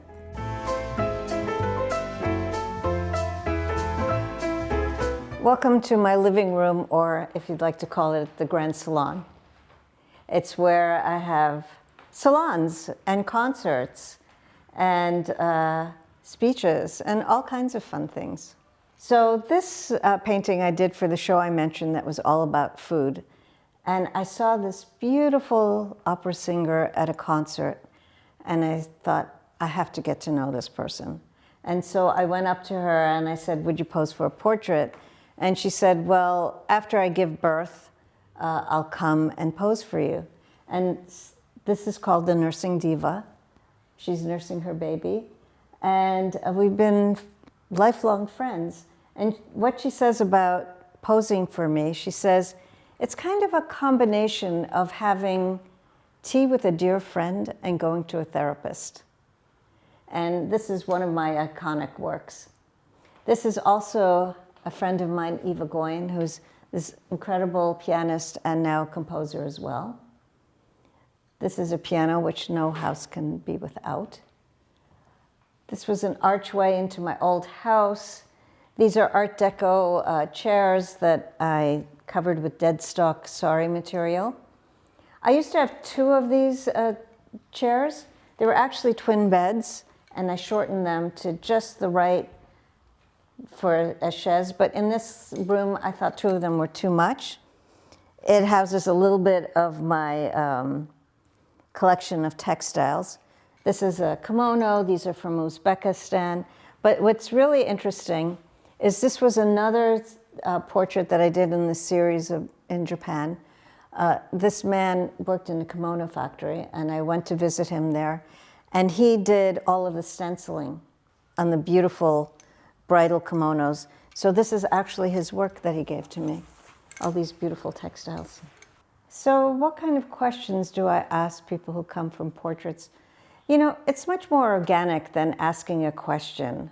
It's not like an interview, like I'm not a journalist, but I am, like my project in Japan, I did feel like I was an anthropologist, a sociologist, I mean, all these, a psychiatrist, all of these interests come into when you interact with a person. And so, do I start off with a question? No, the conversation just flows. It's not a journalistic expedition, even though in Japan it was slightly different because I did have things that I would ask people, and I had a translator. And one day the translator, I was sitting there and I was like, I really was working hard. It was like a crazy schedule to get all these done. And I asked the translator, just ask the questions. You know what questions I'm going to ask. And she said, no, I could not do that. Because she felt funny asking people questions, where as an artist, you can ask people anything. So this quote unquote bed, because this is guest bed, party where people sit to listen to concerts, where people played board games. My kids used to, you know, do all kinds of fantasy games. I've had tea parties on it. But it originally comes from Bali, from Indonesia. I bought it there and had it shipped home. And I had a mattress made for it. And I had it reinforced. There's steel underneath it. So many people can sit in here and it won't fall apart. The lights in it, those are Egyptians. That's from Tunisia. And it has some textiles from around the world. I made this pillow out of a beautiful old obi. I stuffed it. These were actually part of my dancing costume when I danced in Bali. This is from Pakistan. This one is the oldest one. It actually came from my grandparents' apartment in Budapest. So that's very special. I wonder, doesn't everybody have a big paintbrush in their living room? I mean, it stands next to this beautiful biblical painting by my son. I had a gallery, and I had 2 of these brushes made for the gallery. They were outside. And as an artist, proportion is everything. So you'll see in my house, I go from the tiny to the giant, because the size of things and the way they fit together is just so fascinating. So why not have a giant paintbrush?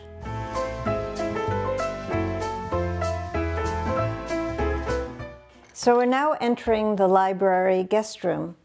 When I bought this house, okay, they hadn't put cedar stripping on these walls, this 1900 paneling, which is quite different in style from the one in the dining room, but I have seen this in different houses of that period. Even this mantelpiece, I've seen it in several different museums.